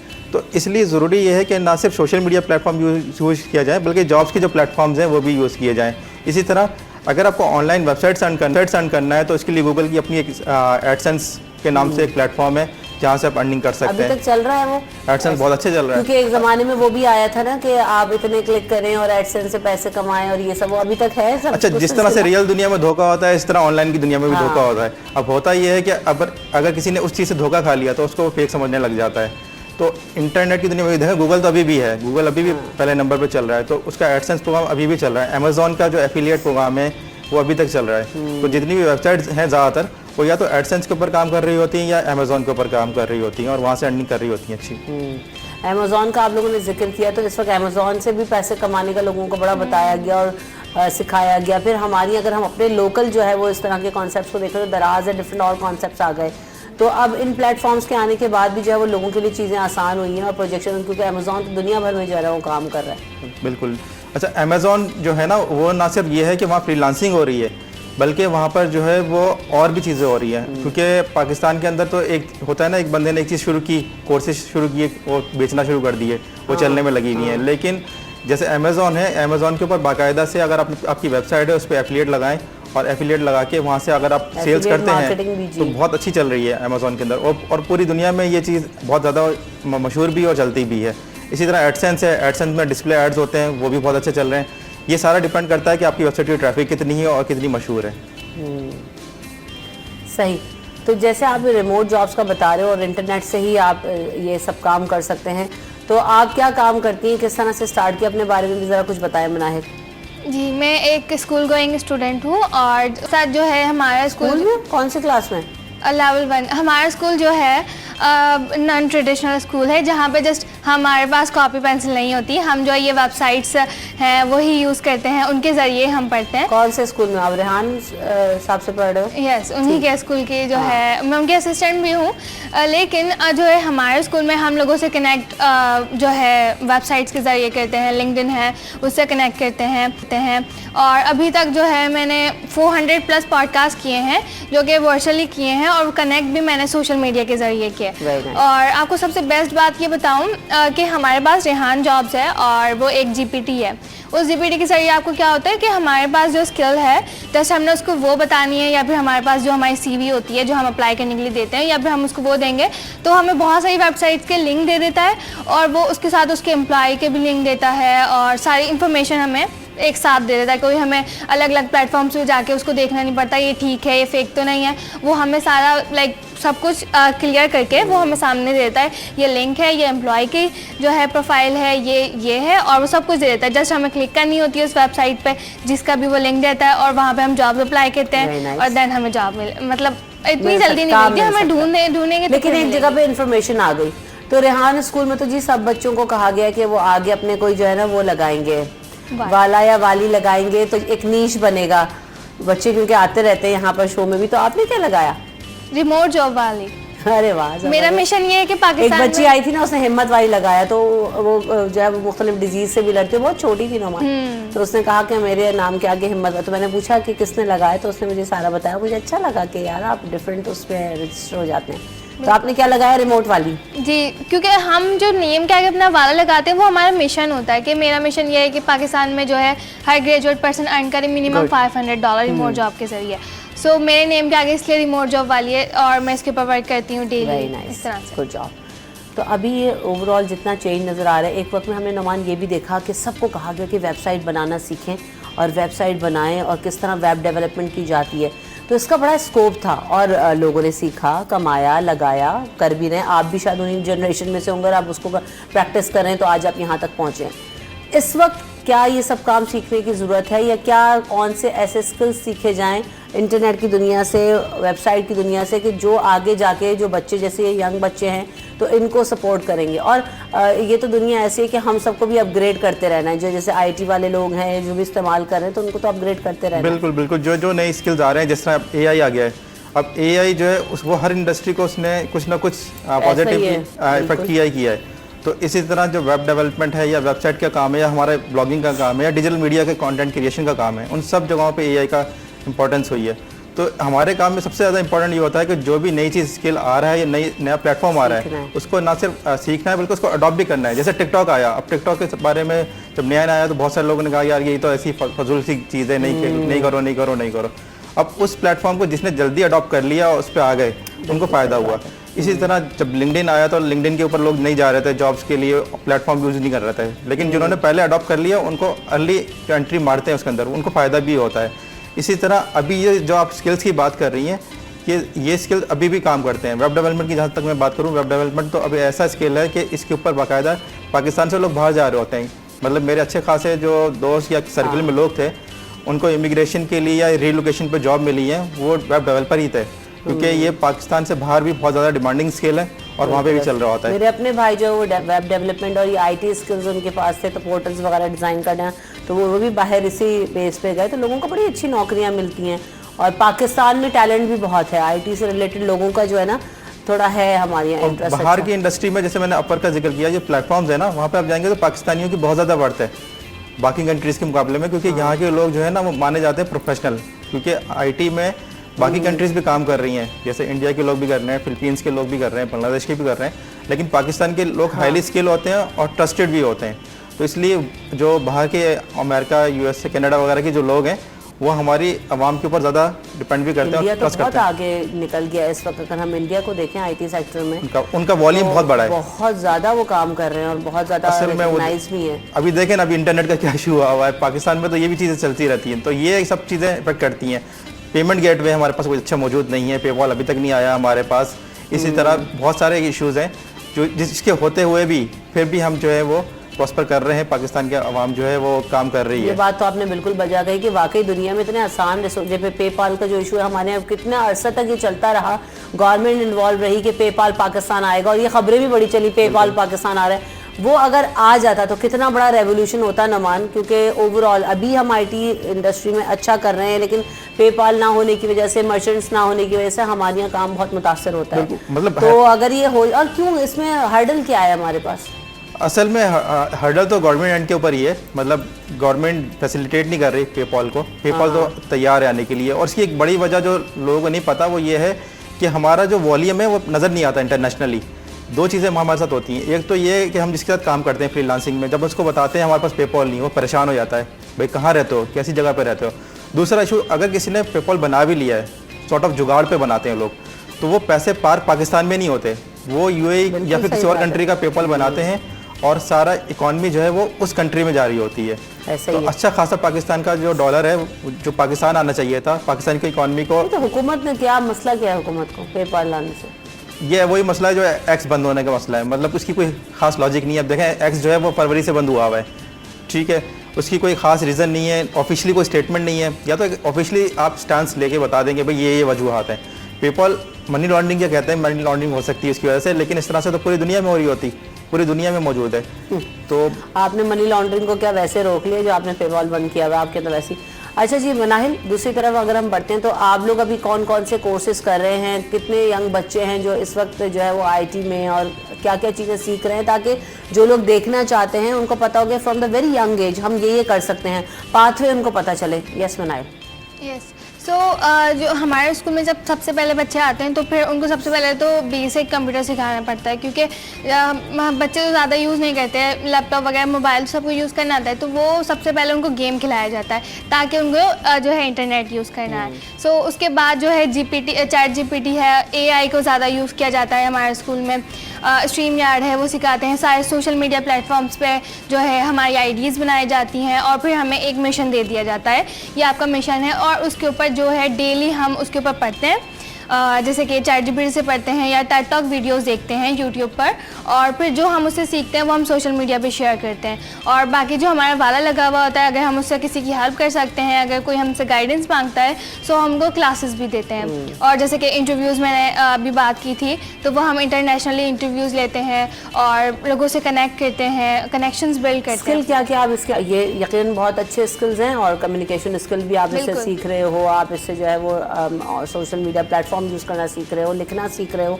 लेकिन इसके साथ साथ हमने देखा ना कि IT से रिलेटेड या वेबसाइट से रिलेटेड चीज़ें बहुत सारे बच्चों को अभी सिखाई जा रही है, जैसे ग्राफिक डिज़ाइनिंग हो गई या वेबसाइट डेवलपमेंट हो गई, तो इस तरह की चीज़ें भी आप लोग कर रहे हैं साथ साथ?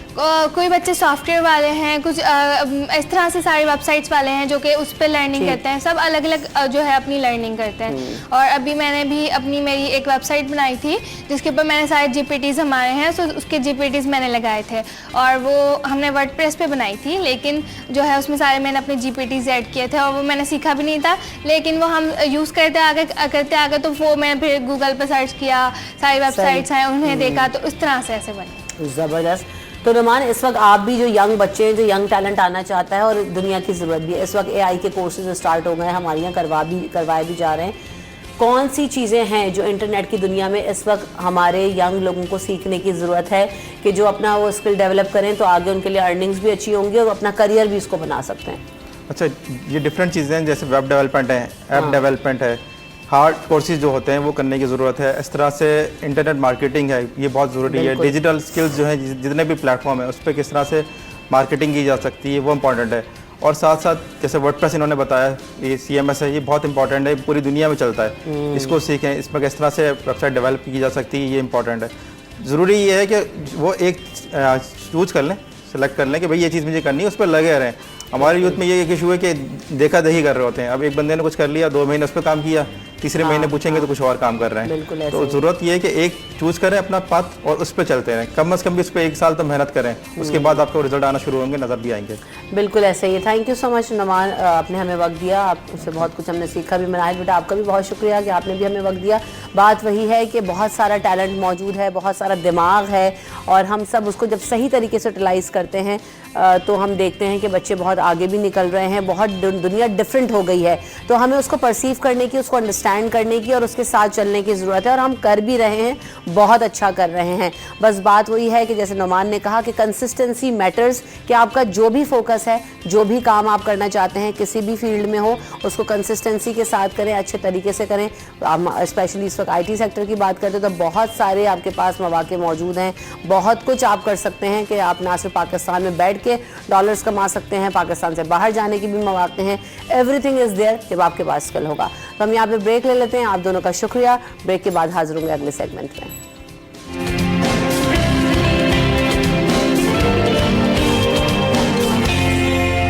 Welcome back in city at 10। तो जनाब हम बात करेंगे, जैसे कि आज 1 अगस्त है और हम देख रहे हैं कि इस वक्त जो ब्रेस्ट फीडिंग वीक है वो मनाया जा रहा है। 7 दिनों तक अगले दिन मनाया जाएगा ताकि अवेयरनेस क्रिएट की जा सके। हम बहुत दफ़ा बात करते हैं कि जो माओं का दूध है वो बच्चों के लिए एक मुकम्मल ग़िज़ा है और इसकी अहमियत बहुत ज़्यादा है। तो आज हम यही जानने की कोशिश करेंगे, एक्सपर्ट्स हमारे साथ होंगे तो वो हमें बताएंगे कि इसमें कौन सी ऐसी ख़ासियत है जो किसी भी न्यू बॉर्न बेबी के लिए बहुत ज़्यादा ज़रूरी है और इसकी अहमियत कितनी ज़्यादा है। ताकि अभी हम देख रहे हैं कि जो हमारे पास फार्मूला मिल्क्स आ गए हैं, हमारे पास जो है सब्स्टिट्यूट्स आ गए, उसके बाद से ब्रेस्ट फीडिंग का जो रुझान है वो कम हो रहा है। तो इसके ऊपर कितनी अहमियत देने की ज़रूरत है, ये बच्चे के लिए कितना अहम है और ख़ुद माँ की सेहत के लिए भी कितना ज़रूरी है, इन तमाम चीज़ों पर रोशनी डालेंगे। हमारे साथ हमारे एक्सपर्ट्स मौजूद हैं। सबसे पहले वेलकम करेंगे डॉक्टर नाजिया शमीम, इस वक्त मेरे साथ मौजूद हैं। आप असिस्टेंट प्रोफेसर हैं पीडियाट्रिशियन डिपार्टमेंट से, आगा खान को रिप्रेजेंट करती हैं। Welcome to the show. अस्सलाम वालेकुम। और साथ साथ मेरे साथ किरण मुबीन भी मौजूद हैं। आप लैक्टेशन कंसल्टेंट हैं और सीनियर इंस्ट्रक्टर भी हैं आगा खान में ही। Welcome to the show. आपको भी बहुत बहुत शुक्रिया कि आप दोनों ने वक्त दिया। Starting with this doctor Nazia, कि इस वक्त हम बहुत ज़्यादा बात करते हैं, देखते भी हैं, इस अवेयरनेस की बहुत ज़रूरत है कि ब्रेस्ट फीडिंग को जो है ज़्यादा से ज़्यादा प्रमोट किया जा सके। इस वक्त क्या सूरत हाल है और कितना ज़रूरी है एक बच्चे के लिए माँ का दूध? थैंक यू कि आपने एक तो हमें इस शो पे जो है बुलाया। माँ का दूध जो है, जैसे आपने कहा कि बेहतरीन और पहली ग़िज़ा होती है किसी भी नौज़ायदा बच्चे के लिए, न्यूबॉर्न्स के लिए। और एक मुकम्मल ग़िज़ा है ना, जो कि बच्चे की बेहतरीन ज़हनी और जिस्मानी दोनों नशोनुमा के लिए ज़रूरी होता है। इसके अलावा माँ का दूध के अंदर ऐसे भी जो है अज्जा पाए जाते हैं जो बच्चों को बीमारी से लड़ने के लिए मदद देते हैं। सही। और पाकिस्तान के अंदर अनफॉर्चुनेटली अभी पाकिस्तान के अंदर जब ब्रेस्ट फीडिंग स्टार्ट, अगर हम रेट देखें कि कितनी माएँ ब्रेस्ट फीडिंग शुरू करा पाती हैं, तो वो सिर्फ 18% है। अच्छा। और जो है दुनिया के इदारे कहते हैं कि 6 महीने तक माँ का दूध सिर्फ़ और सिर्फ माँ का दूध बच्चे को देना चाहिए, जो कि बेहतरीन ग़िज़ा भी है और नशोनुमा के लिए ज़रूरी है। और वो सिर्फ पाकिस्तान के अंदर जो है 35% ख़वातीन जो है वो 6 मंथ्स तक एक्सक्लूसिव ब्रेस्ट फीडिंग करा पाती हैं। तो हम सबको मिलके काम करने की इस पर ज़रूरत है कि माँ का दूध जो कि बेहतरीन ग़िज़ा और दवा दोनों हैं बच्चे के लिए, नशोनुमा के लिए, तो इसमें सबको कंट्रीब्यूट करना चाहिए, starting from family, obstetricians, paediatrician, nurses, और जो है गवर्नमेंट को भी इस चीज़ के लिए सपोर्ट करना चाहिए, ठीक है। और आगाही के प्रोग्राम हमें बहुत ज़्यादा करने चाहिए ताकि हम। आपने कहा कि ग़िज़ा और दवा दोनों है। ग़िज़ा का न्यूट्रिएंट तो हमें पता है कि जी बच्चा दूध ले रहा है, उसमें सारी चीज़ें हैं तो इसलिए उसको ग़िज़ा मिल रही है। वाई दवा? देखिए बहुत सारी चीज़ें ना जो है प्रिवेंशन होती है, ठीक है। किसी बीमारियों से बचाव की ताकत होती है उसके अंदर। कुछ चीज़ें अज्जा ऐसे होते हैं जिसे हम एंटीबॉडीज़ कहते हैं, ठीक है। तो वो बहुत सारी बीमारियों से बच्चे के अंदर इम्यूनिटी प्रोवाइड करते हैं, क़ुव्वत मुदाफ़अत को स्ट्रॉन्ग करते हैं बहुत सारी बीमारियों से बचने के लिए। और ख़ास तौर पे निमोनिया है, दस्त की बीमारियां हैं, मोशंस की बीमारियां हैं, कुछ स्किन प्रॉब्लम्स हैं, ये सारी इन्फेक्शन से रिलेटेड है। इसके अलावा नॉन इन्फेक्शन से रिलेटेड भी होते हैं, जैसे कि इन बच्चों में जो बच्चे माँ का दूध पीते हैं वो जहनी तौर पे जो है वो जो बच्चे फार्मूला फीड ले रहे होते हैं उनके मुकाबले में रिसर्च कहती है कि वो बच्चे ज़्यादा, उनका IQ अच्छा होता है, ज़्यादा एक्टिव होते हैं, ठीक है, पढ़ाई में भी आगे ज़्यादा अच्छा परफॉर्म करते हैं। और इसके अलावा भी बहुत सारी बीमारियां ऐसी होती हैं जैसे कि ब्लड प्रेशर्स हैं, डायबिटीज़ है, मोटापा है, ठीक, इन सब बीमारियों से वो बच्चे बचे रहते हैं। ठीक। अच्छा, जब हम बात करते हैं किरण, जैसे अभी डॉक्टर साहिबा ने भी कहा कि सिर्फ 18% का रेशो है। आप लैक्टेशन कंसल्टेंट हो तो सबसे पहले आप ही का वास्ता पड़ता होगा बच्चे और माँ से ताल्लुक़ के दरमियान कि किस तरह से फीड कराना है और क्यों ज़रूरी है। तो ये इतना कम क्यों है हमारे यहाँ रेशो? आप क्या कॉजेज़ देख रही हैं? अगर बच्चे को ब्रेस्ट फीड नहीं करा रहे हैं या नहीं है तो क्या वजह है इसकी? सबसे पहले तो मैं बहुत बहुत शुक्रिया करना चाहूँगी कि आपने हमें इनवाइट किया। और दूसरी बात ये कि मैं तमाम उन पेरेंट्स को जिन्होंने ये डिसीजन दिया है कि वो ब्रेस्ट फीड कराएंगे अपने बच्चे को, जो कि एक बेहतरीन ग़िज़ा है, तो उसके लिए बहुत बहुत अप्रिशिएट करना चाहूँगी। और तमाम हेल्थ केयर प्रोवाइडर्स जो ब्रेस्ट फीडिंग को सपोर्ट करते हैं और माँओं की हेल्प करते हैं, उन तमाम को भी बहुत बहुत अप्रिशिएट करना चाहूँगी। सो जहाँ तक बात है कि क्यों ब्रेस्ट फीडिंग इतनी ज़्यादा प्रमोट नहीं हो रही है, सबसे पहले तो ये कि अर्बनाइजेशन बहुत बढ़ गई है, जहाँ पे फार्मूला प्रोडक्ट्स की मार्केटिंग बहुत ज़्यादा बढ़ गई है, ठीक है। और मार्केट इस तरीके से किया जा रहा है कि ये बताया जा रहा है कि इसमें फला इंग्रेडिएंट मौजूद है जिससे जो है वो आपके बच्चे के ब्रेन की डेवलपमेंट होती है, लेकिन ये नहीं बताया जा रहा कि इसमें वो कौन से इंग्रेडिएंट्स ऐसे हैं जो सिंथेसाइज किए जा ही नहीं सकते। और ब्रेस्ट मिल्क में वो तमाम अज्जा मौजूद हैं लेकिन फार्मूला मिल्क में नहीं है। तो स्ट्रॉन्ग मार्केटिंग का इसमें सबसे बड़ा हाथ है। दूसरी बात ये कि आजकल जो है वो माँओं का जो है वो वर्किंग वुमेन का जो है वो बहुत ज़्यादा रुझान हो गया है, ठीक है। हमें माशी हालात की वजह से औरतों को भी जो है वो इक्वली कंट्रीब्यूट करना पड़ता है अपनी फाइनेंशियल सस्टेनेबिलिटी के लिए। लेकिन इशू ये है कि जो हमारे जहाँ पर वो काम करने जाती है, जॉब्स पे जाती हैं, वहाँ पर फैसिलिटीज़ नहीं है जहाँ पर वो अपने मिल्क को एक्सप्रेस करके स्टोर कर सके, या वो फैसिलिटी नहीं है जहाँ पे बच्चों को वो ले आ सके और ब्रेस्ट फीडिंग को कंटिन्यू करा सके, ठीक है। और फिर जो है वो लीव्स, जो मैटरनिटी लीव्स हैं, कुछ इदारों में जो है वो लीव्स का जो सिस्टम है वो इस वक्त काफ़ी वीक है, तो इस पर काम करने की ज़रूरत है। लॉस पास हो चुके हैं लेकिन स्टिल हमारी उन कवानीन के ऊपर जो है ना वो देखिए अमल दरामद नहीं होता। बाय द लॉ है कि आप बच्चे के लिए 3 महीने तक आप उसको दें, बल्कि हम वेस्ट, ये तो पाकिस्तान का मैं बता रही हूँ, वेस्ट में आप देखें तो साल भर के लिए आपको जो है वो पेड लीव्स मिलती हैं और माँ और बाप दोनों को कि वो बच्चे के जो है वो नर्चरिंग में और नरिशमेंट में अपना किरदार अदा करें। तो हमारे यहाँ ये चीज़ें भी नहीं है वाकई, जिसकी वजह से हम देख रहे हैं कि वो बहुत ज़्यादा जो है वो मसाइल है। एक और मसला ये नज़र आ रहा होता है ना किरण, कि एक कंप्लेन नॉर्मल ये है ख़वातीन को कि जी दूध आ ही नहीं रहा, बच्चे के लिए नाकाफ़ी है, बच्चे का पेट नहीं भरता, इसलिए उसको जी फीडर साथ साथ देना है। तो ये इसमें क्या होता है? देखिए, ये तो सबसे बड़ा है ना हमारी सोसाइटी का मिथ है। तो मेरे पास जितनी भी मदर्स आती हैं ना, उनसे वो कहती हैं कि ना मेरी मदर इन लॉ या मेरे जो है ना, मुझे फैमिली की तरफ से बहुत प्रेशर है कि तुम्हारे बच्चे का वज़न नहीं बढ़ेगा, तुम जो फॉर्मूला दो, एडिशनली सप्लीमेंट करो। तो औरतें ही औरतों के साथ बेवकूफ़ी करती हैं। मुझे आज तक ये कॉन्सेप्ट, खुद माएँ हैं, खुद इतने बड़े बड़े बच्चे हैं, शादियां कर दी, लेकिन अभी तक ये बात समझ नहीं आ रही। अच्छा, इसमें आई थिंक सो कि इसमें जो ख़ास तौर पे जो नई माएँ बनती हैं, पहली दफ़ा माएँ बनती हैं, उनको बहुत सपोर्ट की ज़रूरत होती है, क्योंकि ये प्रोसेस बच्चे के लिए भी नया होता है और माँ के लिए भी नया होता है। अगर उसे फैमिली सपोर्ट ना हो तो वो इस चीज़ को जो है कंटिन्यू नहीं कर पाती है। उसी में यही होता है कि फार्मूला ऐड कर दिया जाए। और माँ, ये एक नेचुरल प्रोसेस है, ये सिर्फ माँ को बताने की ज़रूरत नहीं है, ये फैमिली को भी अब काउंसलिंग करने की ज़रूरत है, क्योंकि हमारा कल्चर ही कुछ ऐसा है। तो जब हम आई थिंक सो इसके अंदर जो स्ट्रैटेजी जो होनी चाहिए, और बाज़ जगह है भी, कि जब एंटीनेटल काउंसलिंग होती है, जब माएँ किसी इंस्टीट्यूट में जाके डिलीवरी के लिए नाम लिखवाती हैं, तो वहाँ पे ही उसी वक्त से माँ को और उनके हस्बैंड को और उनकी फैमिली को वो क्लासेस अटेंड करनी चाहिए, ताकि वो अवेयरनेस हो जाए कि कितना ज़रूरी है माँ का दूध पिलाना बच्चे की सेहत के लिए भी और जो है माँ की सेहत के लिए भी, और इसमें क्या क्या मुश्किलात आ सकती हैं। और थोड़ा सा टाइम लगता है, अगर हम उन्हें 2 हफ्ते तक सपोर्ट कर दें तो वो जो है इंशाल्लाह जो है वो कंटिन्यू रख पाती हैं। आप तो 2 हफ्ते कह रही हैं, 2 घंटे में कहते थे नहीं बच्चा रो रहा है, बच्चा जो है ना वो फीड नहीं कर सकता, इसको भाई टॉप फीड दो।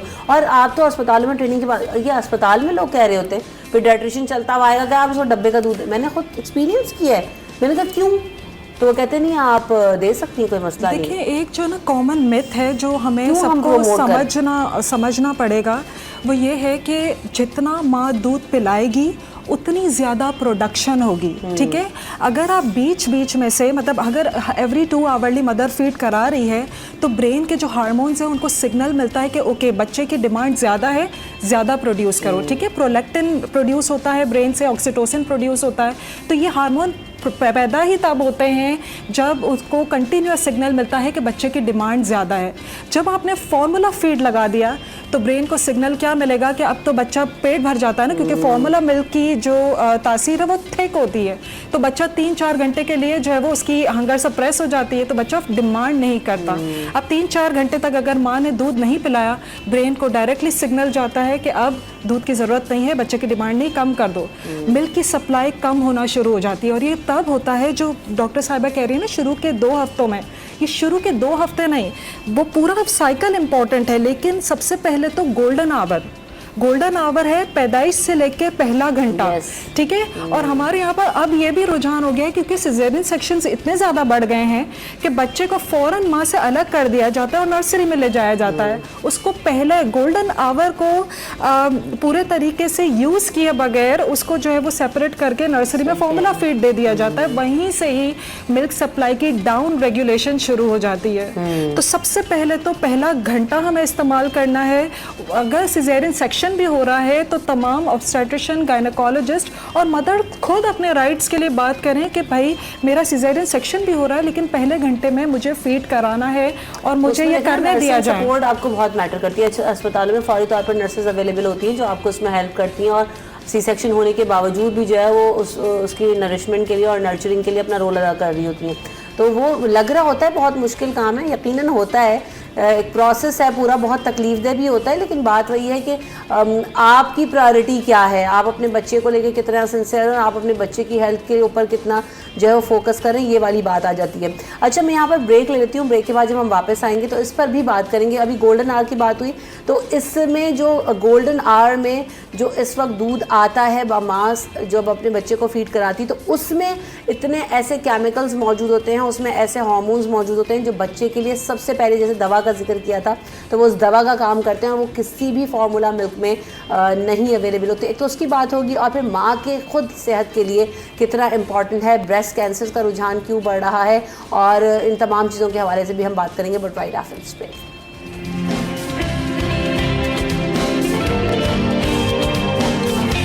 देखा जाए तो वो एक डेड प्रोडक्ट है, लेकिन माँ का दूध डिफरेंट इसीलिए है क्योंकि उसमें तमाम लिविंग सेल्स हैं, ठीक है, और वो चेंज होते रहते हैं बच्चे की नीड और उसकी एज के हिसाब से।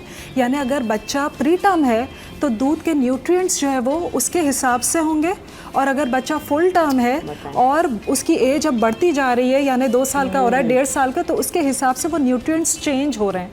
सबसे पहला डिफरेंस जो इन लिविंग सेल्स का है वो ये कि इसके अंदर जो है वो सिक्रेटरी IgA मौजूद है। नाउ सिक्रेटरी IgA क्या करता है कि जब बच्चे के अंदर, उसमें सारे इम्यूनोग्लोब्युलिन्स हैं, तो जब बच्चा उसे लेता है तो ये जाके इंटेस्टाइन को सबसे पहले जाके लाइन अप कर देता है। यानी जितने भी बैक्टीरियाज अब आएंगे तो सिक्रेटरी IgA जो है ना वो फौज की तरह खड़ा हो जाएगा और तमाम बैक्टीरियाज और जरासीम को जो है वो फाइट करेगा। तो ये एक तरह से इम्यूनाइजेशन का काम भी कर रहा है, ठीक है ना। माँ से उसको बच्चे को इम्यूनिटी मिल रही है। इसके अंदर लैक्टोफेरिन्स हैं, इसमें ओलिगोसैकेराइड्स हैं, और फिर एक और न्यूट्रिएंट है जिस पर भी बहुत रिसर्च हो रही है वेस्टर्न कंट्रीज़ में, जिसको कहते हैं हैमलेट, ठीक है, ह्यूमन लैक्टोएल्ब्यूमिन। और ये क्या करता है कि इसमें वो सेल्स हैं जो कैंसर सेल्स को भी फाइट करते हैं। बताएं। तो इसका मतलब ताहयात आपका बच्चा जो है वो तो उन तमाम बीमारियों से बचा रहता है जिनकी अभी डॉक्टर साहिबा ने बात की, जिसमें नॉन कम्युनिकेबल डिजीज़ तो हैं ही डेफिनेटली, कि जो ट्यूबरक्यूलोसिस है या मीज़ल्स है डेफिनेटली उससे तो करता ही है, लेकिन नॉन कम्युनिकेबल डिजीज़ जिसमें high blood pressure, cancer, diabetes type 1, everything, blood में जो है वो जो है कोलेस्ट्रॉल का जो है वो ज़्यादा होना, ये तमाम से भी जो है वो हमें प्रोटेक्शन देता है। बिल्कुल ऐसा ही है। अच्छा जी, तो हम बात करते हैं डॉक्टर नाजिया, जब हम ये कह रहे हैं कि ये बच्चे के लिए बहुत ज़रूरी है, वहीं पे हम ये नहीं भूल सकते कि इसमें माँ की सेहत के लिए कितना बड़ा रोल है। जब एक माँ ब्रेस्ट फीड कराती है तो उसको कितना फ़ायदा है। अभी हम देख रहे हैं ब्रेस्ट कैंसर्स बहुत ज़्यादा बढ़ रहे हैं, ओवरीज़ जो है ना वो हमारी बहुत ज़्यादा उसमें कॉम्प्लिकेशन आ रही है, PCOS को मदर जो है वो शिकार हो रही हैं, तो उससे भी क्या प्रिवेंशन होती है इस तरह की बीमारियों से भी? बिल्कुल आप सही कह रही हैं कि माँ जब दूध पिलाती है तो उसमें ब्रेस्ट कैंसर से बचने की सलाहियत बढ़ जाती है, ओवेरियन कैंसर से बढ़ने की सलाहियत बढ़ जाती है। इसके अलावा माँ की ख़ुद की मेंटल हेल्थ बहुत बेहतर हो सकती है, और जितना बच्चे के साथ ब्रेस्ट फीडिंग होगा, कांटेक्ट होगा, सकिंग करेगा बच्चा, एक बच्चे और माँ की बॉन्डिंग इंक्रीज़ होगी और अल्टीमेटली बच्चे पे भी मेंटल हेल्थ पे बहुत अच्छा असर पड़ता है। इसके अलावा पोस्टमार्टम डिप्रेशन पाकिस्तान के अंदर बहुत बढ़ता जा रहा है, उसका रेट, उसमें भी बहुत हेल्प करता है। आपकी बहुत सारी दिल की बीमारियां हैं, ब्लड प्रेशर हैं, डायबिटीज़ हैं, इन सब से प्रिवेंट करता है। ये सारी चीज़ें जो है माँ के लिए भी बहुत ज़रूरी है ब्रेस्ट फीड कराना बच्चे को, और बच्चे की सेहत के लिए भी ज़रूरी है। बिल्कुल ऐसा ही है। अवेयरनेस किस तरह से मज़ीद फैलाई जा सकती है, क्योंकि हम देख रहे हैं अच्छे आप लोग आवाम को रिप्रेजेंट कर रहे हैं, वहाँ तो काउंसलिंग क्लासेस भी हो रही हैं, सेशंस भी हो रही हैं, लेकिन हर अस्पताल में फैसिलिटी नहीं है। तो किस तरह से जो है ना वो अवेयरनेस को क्रिएट किया जा सकता है, किस तरह आम लोगों तक जो है वो इस बात को और रोशनी को फैलाई जा सकती है और मालूमात को जो है ना वो स्प्रेड किया जा सकता है? देखिए आजकल ज़ाहिर है सोशल मीडिया का दौर है, सब जो है टीवी भी देखते हैं और सोशल मीडिया भी देखते हैं, तो आई थिंक सो इसमें सबको अपना जो है कम्युनिटी लेवल्स पे जो है ना अपना रोल अदा करना चाहिए, ठीक है, गवर्नमेंट लेवल्स पे भी, और जो है आपके बहुत सारे पीडियाट्रिक पाकिस्तान पीडियाट्रिक एसोसिएशंस भी हैं, आखन भी अपने लेवल्स पे जो है सोशल मीडिया के कुछ फोरम पे वीडियोस बना के शेयर कर रहे होते हैं अवेयरनेस के लिए। पाकिस्तान के हर घर तक ये पैगाम भी पहुंचाने की ज़रूरत है कि माँ का दूध बेहतरीन दूध है, ठीक है, और बेहतरीन ग़िज़ा है। और अगर हम फाइनेंशियली देखें, इकोनॉमिकल कितना है, भाई बहुत महंगा है आजकल की महंगाई के दौर के अंदर आप एक डब्बा ख़रीदने जाएं तो वो कितना महंगा पड़ता है आपको उस बच्चे को जो है फीड कराना। तो जो एक नेचुरल प्रोसेस है उसको हम क्यों नहीं ऑप्ट करते, जो कि बेहतरीन ग़िज़ा है। आपने मेरे जहन से निकल गया था, लेकिन आपने जो महंगे वाले फैक्टर जब किया है जिक्र, तो मुझे याद है कि मैं हमेशा एक बात कहती हूँ, जितनी भी यंग मदर्स हैं या हमारी भी कज़न्स, बहनें, बच्चियाँ जो अब यंग मदर्स हैं हमारे बाद, तो मैं उनको यही एक बात कहती हूँ कि बेटा आपने परेशान नहीं होना। क्यों? क्योंकि ये जो डब्बे का दूध है 2-3 हज़ार रुपए की आप ये डब्बा, इससे बेहतर है कि आप अपनी न्यूट्रिशनल वैल्यूज़ इससे पूरी करो और अपने बच्चे की हेल्थ के लिए आप उसको ब्रेस्ट फीड करो। ये पैसे अगर आप अपने ऊपर लगा लोगी तो बहुत बेहतर है, रादर देन कि आप जो है वो डब्बे के दूध के ऊपर लगाएं और उसकी सेहत भी मुतासर हो रही है आपकी भी। तो और अभी तो 18% फिर जो है ना वो उस पर GST लगाए बजट के बाद, तो और ज़्यादा जो है वो ये फार्मूला मिल्क महंगे भी हो गए हैं। लेकिन इस सब के बावजूद मैं कहती हूँ सस्ता हो चाहे महंगा हो, लेकिन प्रायोरिटी आपकी यही होनी चाहिए कि आपने बच्चे को ब्रेस्ट फीड आप कराएं ताकि ज़्यादा से ज़्यादा बच्चा आपका सेहतयाब हो, हेल्दी हो और ताहयात जो है ना उसके बेनिफिट्स वो लेता रहे। तो किरण, आप इसको कैसे कंक्लूड करना चाहती हैं? सबसे पहली बात ये कि जो डब्बे का दूध है वो काउज़ मिल्क है, तो cow's milk make body and mother's milk make brain. So जो मतलब नताइज हमारे सामने। ये बड़ा इंपॉर्टेंट पॉइंट है कि काउज़ मिल्क को भी डाइल्यूट करते हैं, पानी मिलाते हैं उसमें, 6 महीने के बाद बच्चे को वो देना शुरू कर देते हैं। वो भी कितना नुकसानदेह हो सकता है बच्चों के पेट के लिए। जी बिल्कुल, तो क्योंकि आप अपनी इम्यूनिटी खुद बच्चे से महरूम कर रहे हैं बच्चे को इम्यूनिटी से। तो देखें जो कुरान में लिखा है, अल्लाह ताला ने बहुत सोच समझ के कहा है कि हर माँ अपने बच्चे को 2 साल तक दूध पिलाएगी, तो 6 माह तक एक्सक्लूसिव ब्रेस्ट फीडिंग करानी है और ऑलरेडी उसमें पानी मौजूद है, 90% तक दूध में पानी है माँ के दूध में। तो बच्चे को किसी गुट्टी, किसी इजाफी ग़िज़ा की ज़रूरत नहीं है 6 माह तक। उसमें तमाम न्यूट्रिएंट्स, परफेक्ट न्यूट्रिएंट्स मौजूद हैं जो आपको कोई और ग़िज़ा जो है वो शामिल करने की ज़रूरत नहीं। इसके बाद इजाफी ग़िज़ा इस्तेमाल करें, लेकिन बच्चा उस वक्त भी ब्रेस्ट फीड पर डिपेंडेंट होता है और 2 साल तक इजाफी ग़िज़ा के साथ आपको ब्रेस्ट फीडिंग कंटिन्यू करानी चाहिए। सो 2 साल अगर हम कह रहे हैं तो 2 साल नहीं बल्कि जितना ज़्यादा हो सके, मतलब अगर आपका बच्चा ज़्यादा भी इसको कंटिन्यू करना चाहता है तो उससे महरूम ना करें। 2.5 साल इज़ द लिमिट जो कि हमें दीन भी हमारा कह रहा है, और 2 से 2.5 साल तक आपका जो ये स्पैन आपको दिया गया है कि इसमें आप बच्चे के साथ जो है वो उसको छुड़ाने की तरफ भी जाएं और उसके न्यूट्रिएंट्स भी पूरे करते रहें और साथ साथ उसको खाने की तरफ भी लेकर आएँ ताकि एक जो एक हेल्दी बच्चा है वो प्रोड्यूस हो सके। और साथ साथ जाते जाते आप दोनों का बहुत शुक्रिया। बात सिर्फ इतनी सी है कि एक माँ बनना जो है ना, अल्लाह ताला ने कहा ना कि माँ के कदमों तले जन्नत है, तो इतना आसान काम नहीं है। उसमें बहुत सारे फेजेस हैं जिसमें तरबियत का पहलू भी है, आपके फ़िज़िकल चेंजेस भी हैं, आपके मेंटल इश्यूज़ भी हैं, मेंटल चैलेंजेस भी हैं। उन सब से लड़ भिड़ कर एक माँ एक अपना खूबसूरत बच्चा जो है वो नरिश करती है और उसकी तरबियत करती है, और उसमें एक माँ का रोल है जिसका सिला अगर हम ये समझें कि दुनिया में नहीं चाहिए लेकिन आखिरत में ज़रूर देगा और वो अल्लाह ताला बेहतरीन सूरत में देगा, तो यकीनन आप बहुत कुछ अपनी एक्स्ट्रा एफर्ट्स उसमें डाल सकेंगी और कर सकेंगी। इसी बात के साथ आपसे इजाज़त चाहेंगे। हम सबको अपना फीडबैक ज़रूर दीजिएगा, दुआओं में याद रखिएगा। अल्लाह ने के बाद।